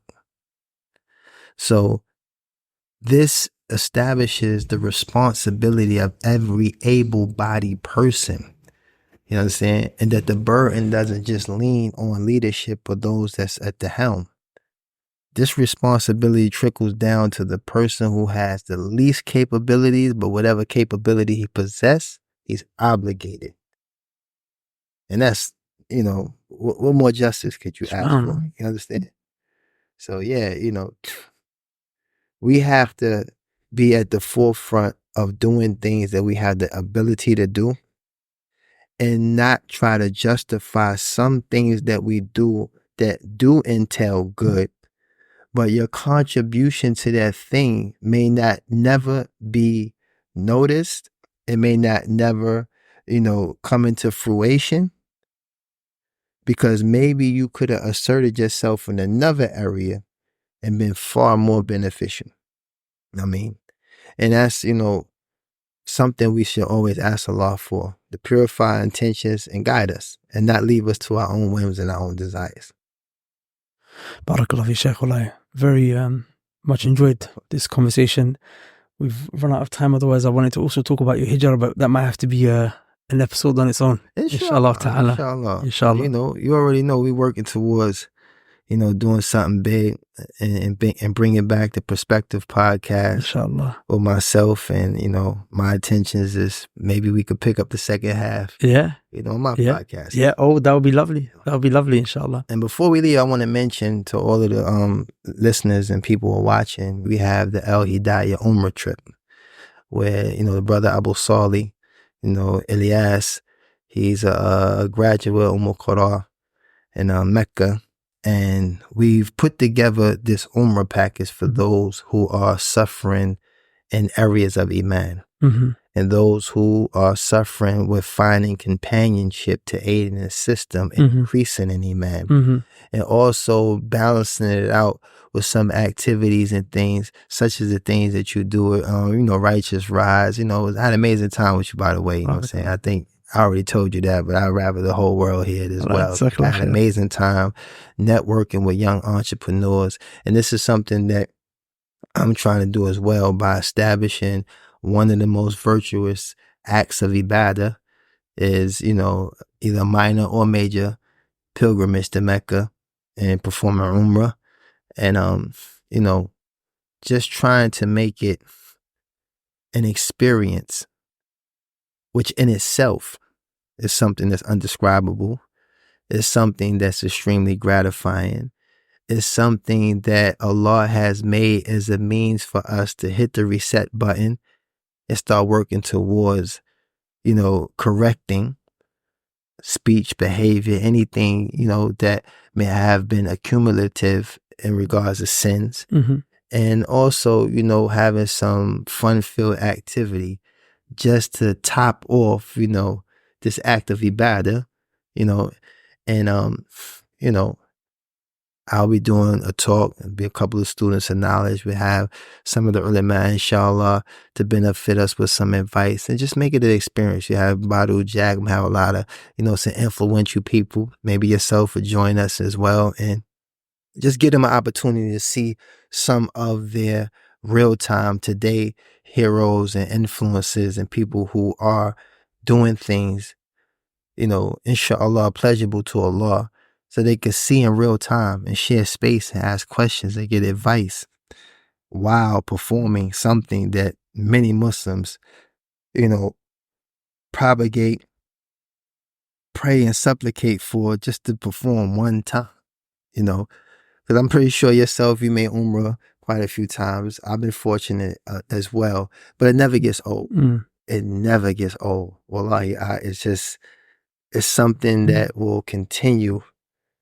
And I ask Allah to continuously make it, a spring, for our hearts, to spill with gratitude for being able to visit his house, worship him as it is his right to be worshipped, and forge new, unions amongst brothers, and establish those networks and connections so that we can refer to one another whenever we fall short, seek advice and, find solace in brotherhood, inshallah. Barakallah fi Shaykh. Barakallah. We'll place the links for the Umrah trip below, inshallah. So anyone who would be interested, and I would highly recommend and urge the brothers to do so, spending time with yourself just over the last, I think it's been a week and a half since we've been acquainted. Yeah. Well, it's been very refreshing and very fulfilling for me. 2 traffic tickets and a lot has transpired. No, alhamdulillah. But I can only imagine what it would be like being there, daily with yourself and the rest of the brothers. So I do genuinely urge the brothers to check that out, the link below. Well, Shaykh, Jazakallah khairan. May Allah Azza wa Jalla bless you and place barakah in yourself, your family, and your endeavors and the khairat that you're doing. Ameen. Barakallah fi Shaykh. Jazakallah khair. With that said, subhanak Allahumma bihamdik, ashhadu an la ilaha illa ant, astaghfiruka wa atubu ilayk. Assalamu alaikum wa rahmatullahi wa barakatuh.